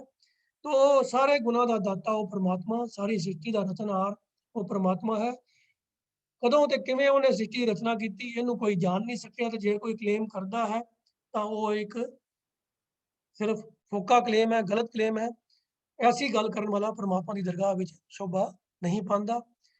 ਤੋ ਇਸ ਪੌੜੀ ਦੇ ਅੰਦਰ ਇਹ ਵਿਚਾਰ ਅੱਜ ਦੀ ਇੱਥੇ ਹੀ ਸਮਾਪਤ ਕਰਦੇ ਹਾਂ ਜੀ। ਹੋਈਆਂ ਅਨੇਕ ਪ੍ਰਕਾਰ ਦੀਆਂ ਭੁੱਲਾਂ ਗਲਤੀਆਂ ਦੀ ਆਪ ਜੀ ਪਾਸੋਂ ਖਿਮਾ ਦੀ ਜਾਚਨਾ ਕਰਦੇ ਹਾਂ ਜੀ। ਅੱਜ ਦੀ ਵਿਚਾਰ ਨਾਲ ਸੰਬੰਧਿਤ ਜੇ ਆਪ ਜੀ ਦਾ ਕੋਈ ਸਵਾਲ ਹੋਵੇ ਤਾਂ ਆਪ ਜੀ ਹੈਂਡ ਰੇਜ਼ ਕਰਕੇ ਆਪਣੇ ਵਿਚਾਰ ਦੇ ਸਕਦੇ ਹੋ, ਆਪਣੇ ਸਵਾਲ ਕਰ ਸਕਦੇ ਹੋ ਜੀ। ਵਾਹਿਗੁਰੂ ਜੀ ਕਾ ਖਾਲਸਾ, ਵਾਹਿਗੁਰੂ ਜੀ ਵਾਹਿਗੁਰੂ ਜੀ ਕੀ ਫਤਿਹ। ਬਹੁਤ